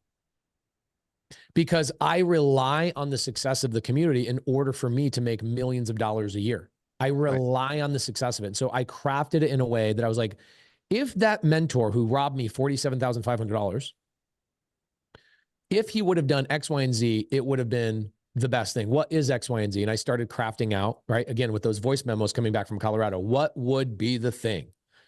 Man, what would be the thing is if the coach made more money from doing deals than he did from income. Right. And so I gave that to Josiah, and Josiah and a gentleman named Nick Fisher, who you guys never hear about. Those are the two guys that make all the money inside of my community. I get reimbursed for travel, but I make all my money by doing deals with the community. About $100 million in real estate with people last year. Yeah. I made 400 grand this month. Now I could talk all day long. This is why I told Michael, like, this needs to be a 2-hour podcast. That's warm up for me. Like, I'll go do a 24-hour interview, right? Because I love talking. I'm obsessed. Why am I obsessed? Because I was a freaking contractor for 10 years, struggling to figure out how do I get started in real estate. And then I realized how diverse and how easy real estate, sorry, shouldn't be the word easy, how simple real estate actually can be. It's not easy. It's hard. Biggest reason why it's hard is because your mindset sucks. My mindset sucked for a long time. Still, in a lot of ways, does suck. I have a lot of things to fix. But gosh dang, I started realizing there's so many different ways to make money. You guys want to hear one of the ways I'm making the majority of my money right now? Sure. Something that none of you will ever do. And that is not just fine, that is preferred. Do not do what I do. I will go I will go to my sub-2 students. We did, like I said, $10 billion in creative finance transactions last year, tracked through title companies and transaction coordinators, tracked. I don't know about the ones that didn't go through transaction coordinators and the ones that didn't go through the title company. I don't know about those ones, but I'm sure it's a lot. About 20% of those deals are non-cash flowing sub-2 deals because single family homes are really hard to cash flow, right? Okay, cool. Mm-hmm. Matt, Dion, do you guys own your own properties? The houses you live in? I'm house hacking still. Okay, you're house hacking. You would never catch me dead doing house hacking, by the way, just FYI. But guess what? Millions of people should be house hacking. Heck yeah. Exactly. Heck yeah. Yeah. Like millions of people. Okay, Matt, what about you? Do you own your house that you live in? Mm-hmm. How much does it cash flow every month? $0 negative. Okay, perfect. So we can agree that nobody that lives in their house, except for the crazy lunatics that house hack, their houses don't cash flow. Like 99% of real estate transactions are done on retail. They don't cash flow. Okay, great. Right. So if I find a sub-2 deal that has a 3% rate or a 4% rate on it, and I can get in for like $20,000, right, on a $400,000 purchase, 5% down, I'm all in. Cash to the seller, cash to the agent, closing cost, first month's payment, I'm in 20 grand. It doesn't cash flow. Why? Well, because it's in an HOA. I can't Airbnb. I hate Airbnb anyway, just personally for me. Does it work? Sure. I don't like it. Yeah. That's not to negate or degrade the Airbnb people. I just don't. Love it. Some people love it and they love, that's not me, right? Yep. I don't think that's any of you guys either. Nope. I think it really, anyway, so midterm rental won't work. Why? Because there's an HOA. Okay, what about co-living? I love co-living. I think co-living is the future. I think that affordable housing is the future. I think people taking single family homes and dicing them up into multifamily is the future. Why can't it? Because an HOA, I have an HOA and it doesn't cash flow. Okay, is that a dead deal? No. I just go to loan officers and I get, hey, I used to be a loan officer. So I go, hey, loan officers, do you ever get mortgage turn downs? Like people have down payments, they have even maybe decent credit, but they just started their job like 4 months ago, or they changed jobs, or maybe blah, blah, blah, blah. Go, oh yeah, like 65% of our applications. Perfect. If you can refer people who just got turned down to me, I will pay your next month's marketing expenses for, SEO or whatever else. I will pay you your marketing fee, which is perfectly legal. I can't give them cash, but I can pay for their marketing. Right. Correct. Mm-hmm. So they give me people that are buyers, right? Do you know how many buyers I have on my list right now of non-qualified, big down payment, good credit, but they, for whatever reason, 130,000 buyers I have on my current list right now. So I just gobble up non-cash flowing deals. I get them under contract, and then I assign the sub-2 deal to a family that's going to live in the house because they don't care if the deal cash flows. Got it. And I make $15,000 to $20,000 on every single one of them. What I actually am doing, boys, is I'm actually wrapping them, which is a complicated strategy. So most people shouldn't be doing this. I get under contract sub-2. I actually close on it. I go get a private money lender, a gator, as I call them in my community. That private money lender gives me the 20 grand. I then I own the property sub-2. I then go to the family that's going to move in the house and I sell it to them on seller finance, known as a wrap, right? I take my terms and I wrap my own terms on top of it. I sell it to that family. I make $200-300 in net cash flow, but I got paid $15,000 up front for putting that deal together. This is why nobody should do this unless you're a gangster, black belt, ninja. If that family defaults on that loan, guess who's responsible for it? You. Not the seller, because No. I actually still hold the deed. I will be the backstop to protect that seller's underlying mortgage. So that person defaults, I take that property back. I go back and I do it again. I call it the after party strategy, because after I got paid, somebody might default. I take the property back. I do it again. That is not for everybody. It's a lot. It's a lot. And how do I find these deals? I find these deals because my community is so vibrant and does so many deals that all I do is take their crap deals that they don't want to find a wrap buyer for, and they don't want to put in their portfolio, and they want to just go, pay me $5,000. I found a deal that wouldn't cash flow, and I give them $5,000. I take 15 grand for myself. The end buyer pays all of that money, and I'm in the deal, no money. It's gangster. But there's a lot of liability on a wrap. And so I don't talk about this a lot on YouTube. So if you looked at my P&L this month, I made over $1 million. Okay. About $300,000 of that is net cash flow from my properties, right? I've got another $400,000 that I made from just doing those types of deals, active income, which technically you could argue is kind of a 9-to-5 job. Yeah, I would argue that. Yes. Then I've got another $400,000 of other types of income, like The Plant Guy, a company I own. I own a company called theperfectclean.com. I own startvirtual.com. I own a title company. I have lots of other things, but not $1 on my P&L for me, my income you'll ever see me make coaching income. Not $1. And so what people will do is they will funnel hack my shit because they think I know anything about a funnel. I never done set up a funnel. I never done looked at a funnel. I never done dissected a funnel. I know nothing about funnels other than they put oil in a car. I like that. I like that. Well, we've got about 20 minutes left. I want to make sure we close out this 20 minutes. This was the warm up, bro. Well, it's fine. I can keep going. I want to stay focused on the 99% because the 1% of the 1% are gangsters. That's not most people, clearly. I want to go. I'll go to Dion first here. What is the message to the 99% after listening to this for an hour and 45 minutes? What should that 99% take from this conversation so far, or what did you take? So there's a ton to learn from Pace. Period. Okay, but I'm going to be transparent and honest, and Pace is probably never going to want to talk to me again after this video. I doubt this entire time sitting here, I've been getting sicker and sicker to my stomach that there are people on the planet like Pace. So yes, people shouldn't do what he's doing. That motivation and that drive. So earlier you referenced Cardone would say, I need to grow up and think bigger. I don't think Cardone. I think he said you need to grow up and be a man. Is actually what I think he said. But Pace, I don't think any of you in that realm are thinking big enough. Period. Like mic drop, you're just not thinking big enough, because what matters to the person listening, if they want to grow that next community, they need to learn everything from you. If they want to have a big portfolio with all these deal flows and responsibilities like sellers and projects and those funnels that you don't want to know about, they should listen to you. But to someone, and there's someone out there, maybe two people, where time freedom matters more than anything. And I want as close to 24 hours a day, every day when I wake up, that I can do whatever feels like popping into my head. If I had sellers, I'd have a job. I've done one burr after I retired. I'm never doing one again. It was the dumbest thing I've done since like 6 marriages. So I'm not doing that.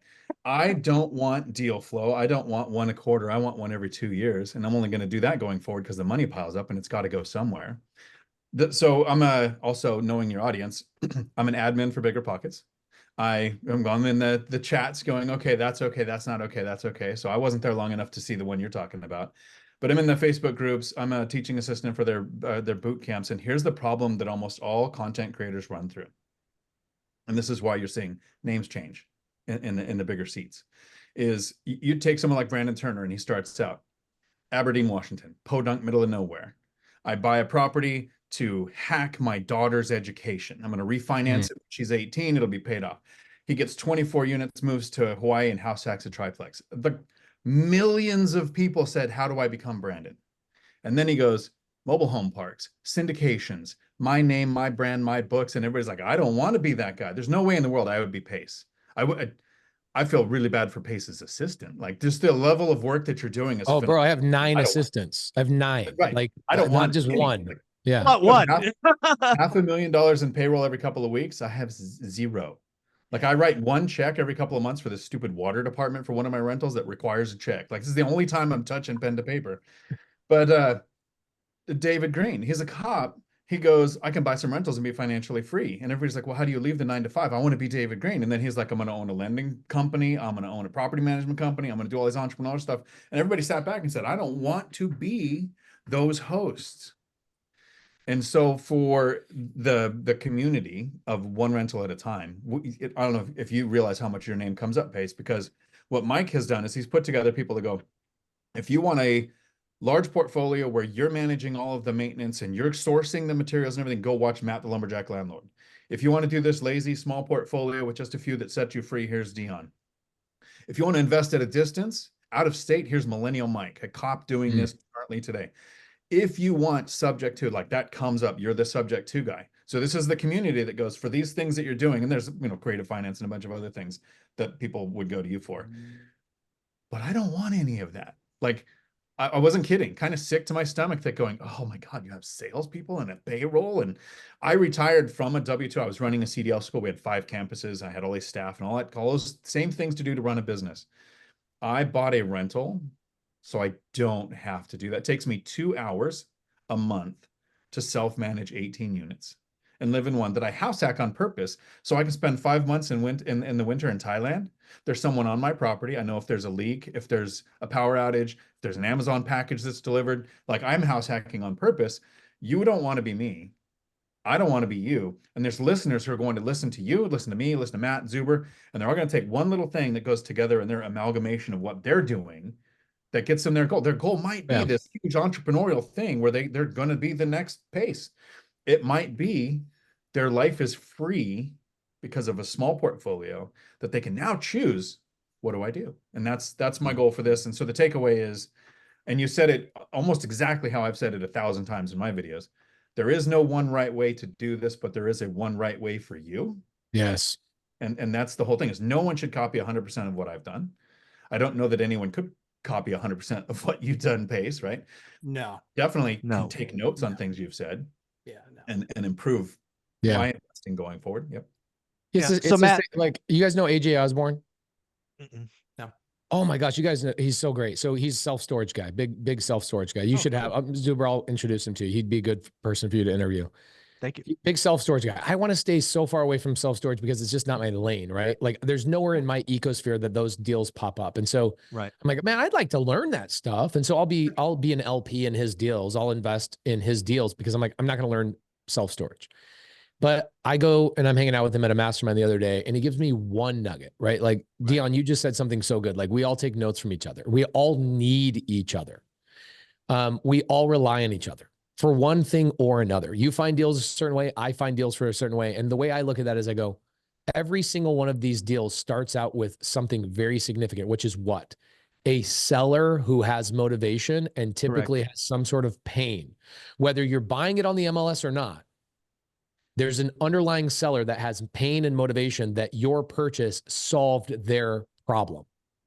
And all we're trying to do is help as many sellers as humanly possible, right? We could be out selling soap and like MLM, like protein powders, not doing a net positive gain for everybody. But what is so cool is that even the way you buy through the MLS, you've helped a seller, whether you saw it or not. You've helped an agent feed their family. You've helped contractors feed their family. You've helped the title and escrow people feed their family. Everybody needs everybody. But I'm with AJ the other day and I'm like, Dion, I literally wrote down what you said. Like, I don't want to get any of you on me.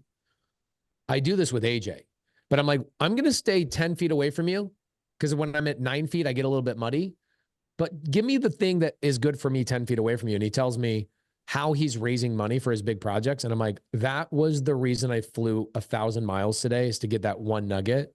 And so guys, what Dion is saying is like, we can all take notes from each other We can all help each other. That's what this industry should be about. That's, again, like going back to my comment about David Green, like he has a responsibility. You're the biggest platform in the industry. You should like encourage collaboration, because that is how we all win.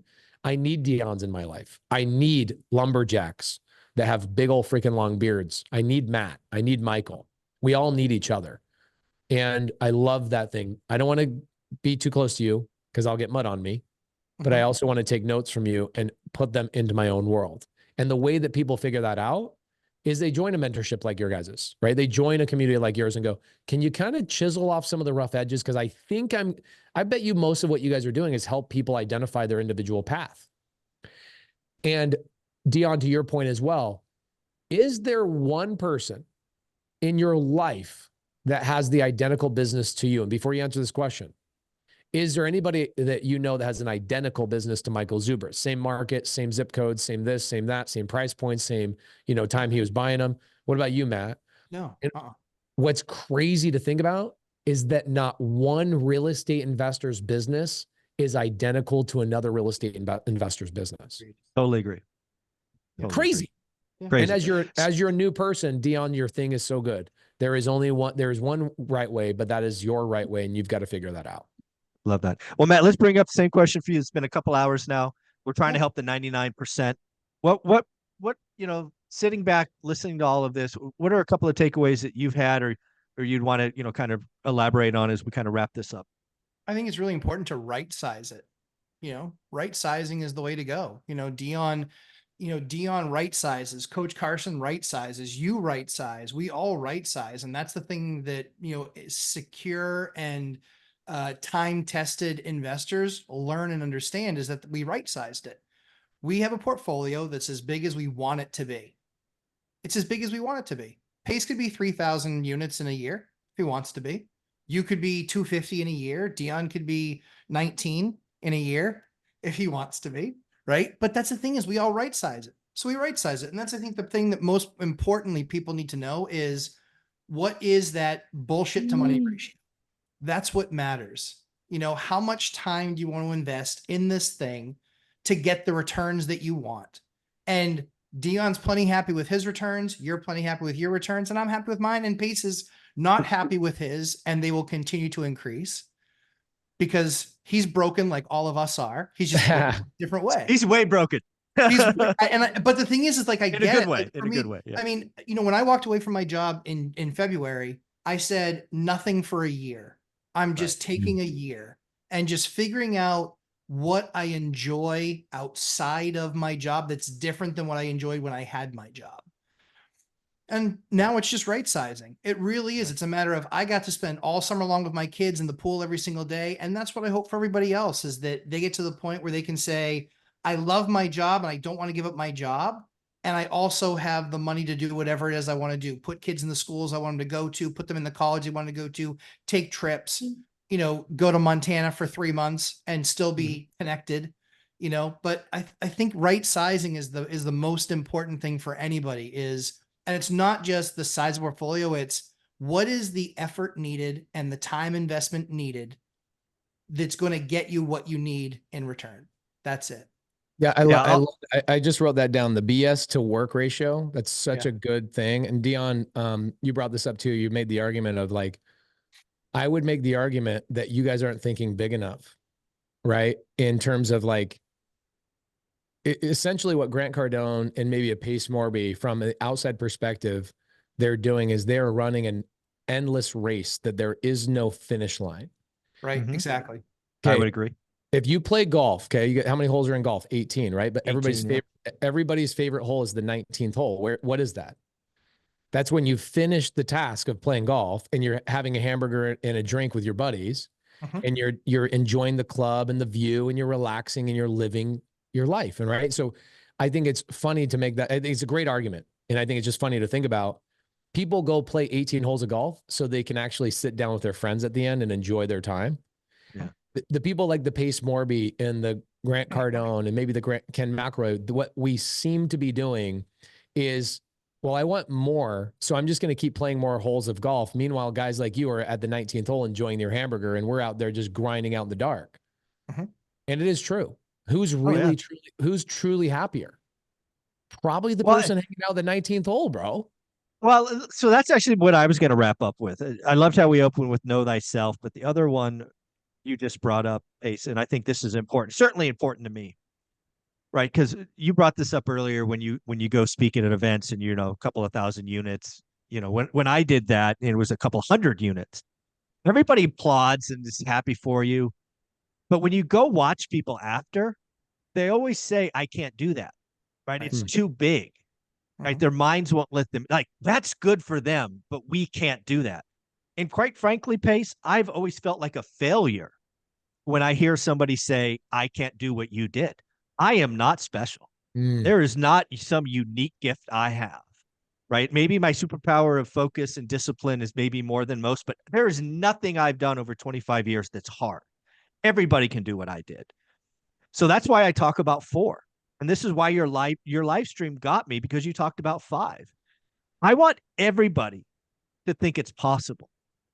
And I have asked literally tens of thousands of people over whatever it is, 20 years, can you get to 4? Everybody says yes. Yeah. That's powerful. When you got people like Pace Morby and now Brandon Turner, which, oh, by the way, somebody I can't stand, talking about 2, this is good. We have to build a middle class. The way you build the middle class is with owning assets. Owning assets with 30-year fixed rate debt is magical. House hacking, magical. Getting on the property ladder with a 203K loan like me, Kevin, magical. We've got to get people started. And if we confuse them with all of these big things and social media and the never-ending golf game, it doesn't feel like success to me. That's why I have said repeatedly, we got to where we were in 2018 and I chose to sit down. I'm on a mountain. There's lots of people above me. There's lots of people below me, but I am enjoying the vista and I'm trying to pull people up. I reserve the right to change my opinion. Absolutely. I may get competitive. I may go, you know what? I need to double it this year. I reserve that right. But at this point, my mission is not another $5,000 a month cash flow. It doesn't move the needle. It is uninteresting to me. I could already do everything I want anytime I want. And I live it. I show people on my YouTube channel. We just did a crazy ass vacation in Iceland and Greenland. We did a month in Asia. We did this stupid ass river cruise down, the Rhine or whatever the hell it was. It is important for people to realize what is enough. And the thing that drives me crazy about social media is it is the never ending race. Like, that's okay. I think it's okay for the 1% of the 1% are lunatics, and it's amazing. And the Alex Hermosis and the Cody Sanchez's and the Pace Morby, awesome. For most of us, most of my people, we look at that going, that's a lot of work. That's crazy. I want people to get to 4. I want to strengthen the middle class. I want people to have time freedom. So that's what I think about every day. That's to Grant Cardone, because he would look at me and go, "You're not big enough." I'm like, dude, we're playing a different game. To be honest with you, I think privately he would not say that. Yeah, maybe. And maybe privately he'd say here's what he'd say. He'd say privately, he'd be like, "You did it." Yeah, you freaking did it.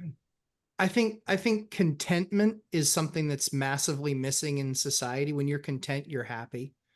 And I think people aren't content with the results that they've had in life. And I think that one of the things that I lean more towards Pace on this stuff is success is the journey. It's not the destination. And when you're on the 19th hole, that's a destination. You got there.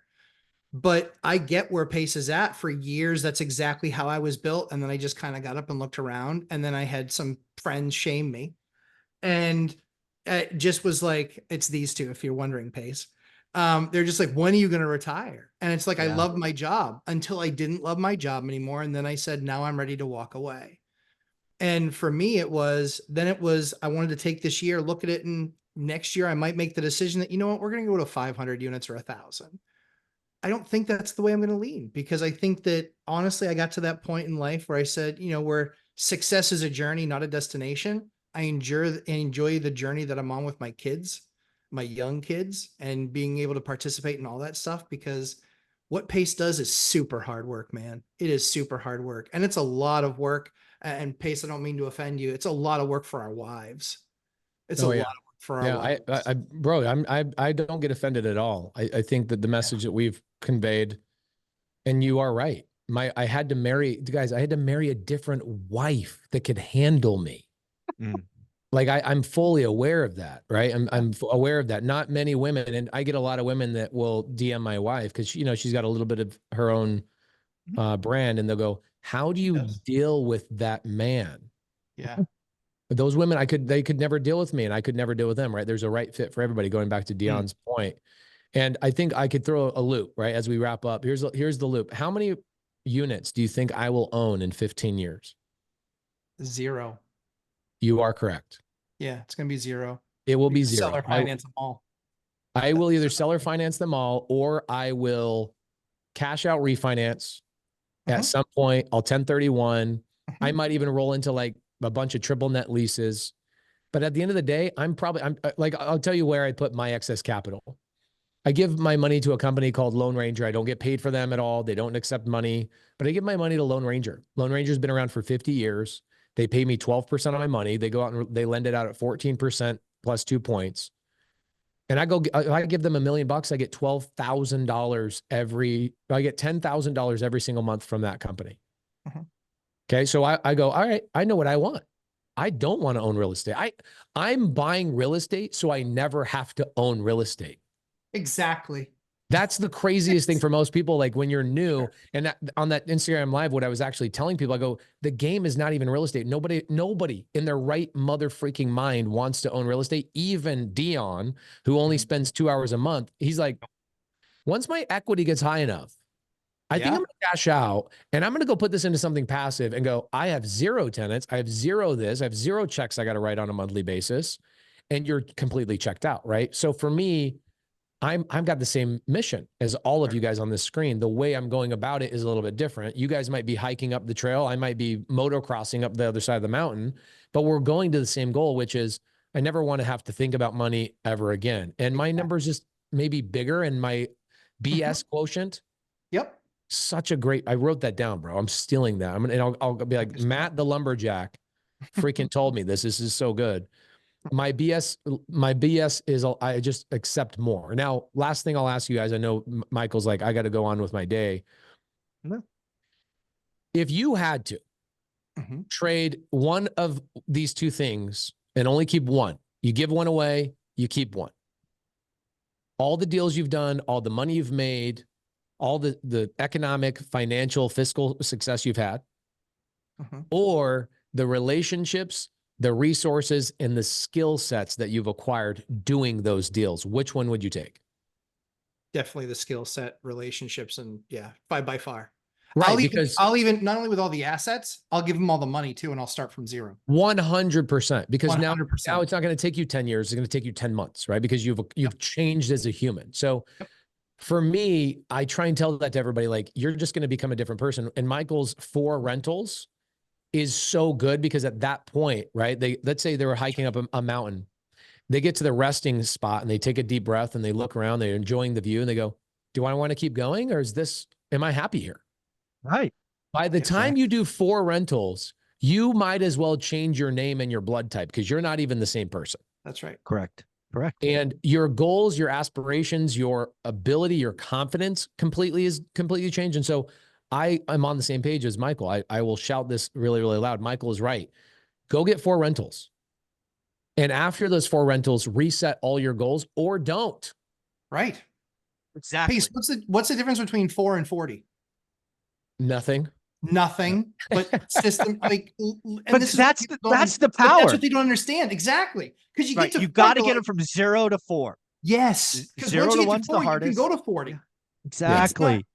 Not a big deal.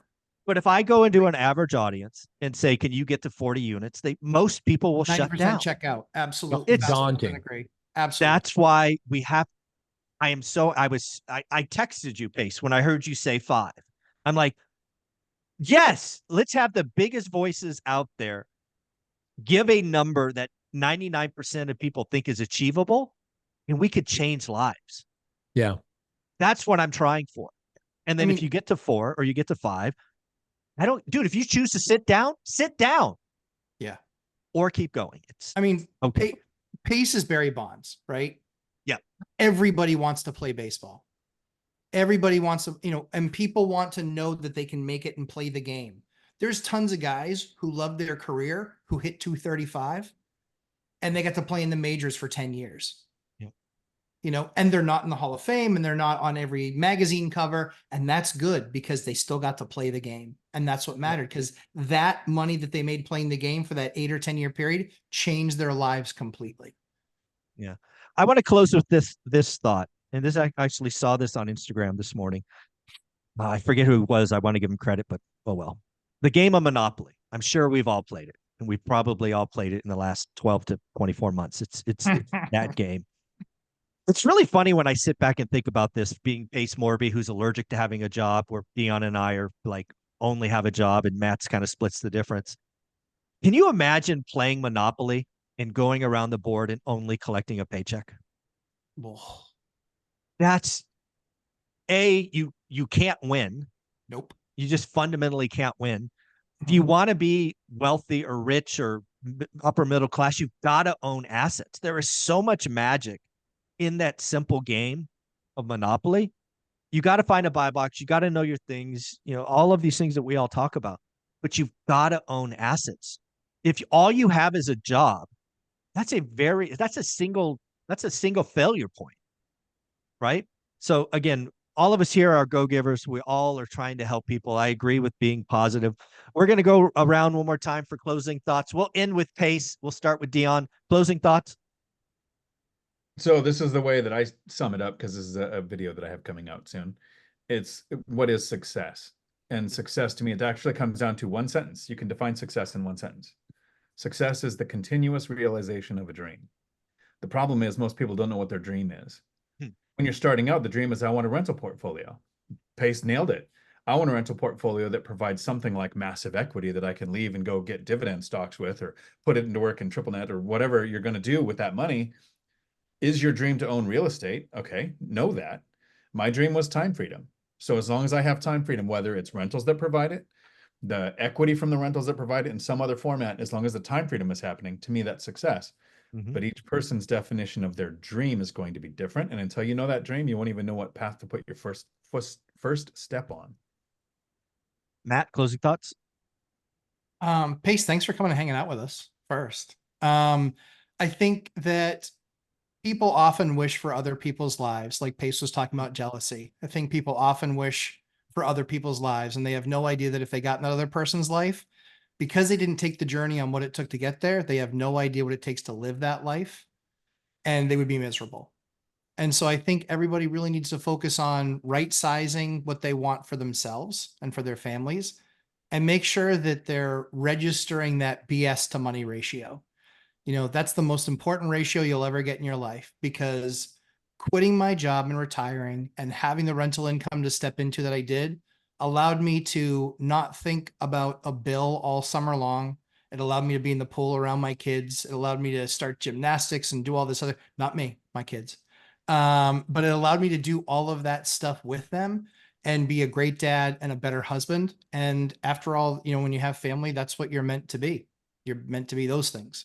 So, so long as it doesn't take away from those things unnecessarily, I think that that's what's important. And so I, appreciate Pace being here. And, as a dad of 4, for the younger parents and dads and moms that are trying to start out on their journey, it does take just 4. You can get to 40 or 400 or 4,000 after that if you'd like, but make sure that you're putting yourself in a position where you can actually retire and afford some of the things that your kids need, but at the same time too, recognizing that your job might not afford you that. And so it's incumbent upon you to actually take that step in that journey and right-size life for yourself. Mr. Pace Morby, thanks again for being here. You have built the most amazing real estate community in the world, no doubt. You are the largest go-giver that I know in the industry, that I know personally. What are your closing thoughts, and bring us home? Dion and Matt, great to meet you guys. One of the main reasons I wanted to come on here was actually to get some new friends and have new people. I've listened to some of your stuff that you've done with Michael. I went back and listened to a bunch so I could get to know you and your outlooks. And I'm like, yeah, I agree with literally everything these guys say, right?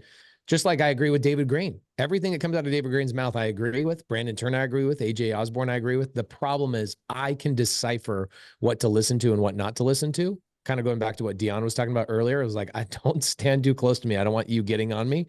And Dion, you brought something up. I'll tell a 30-second story. I go fishing with a guy out of Roseburg, Oregon, 4 years ago.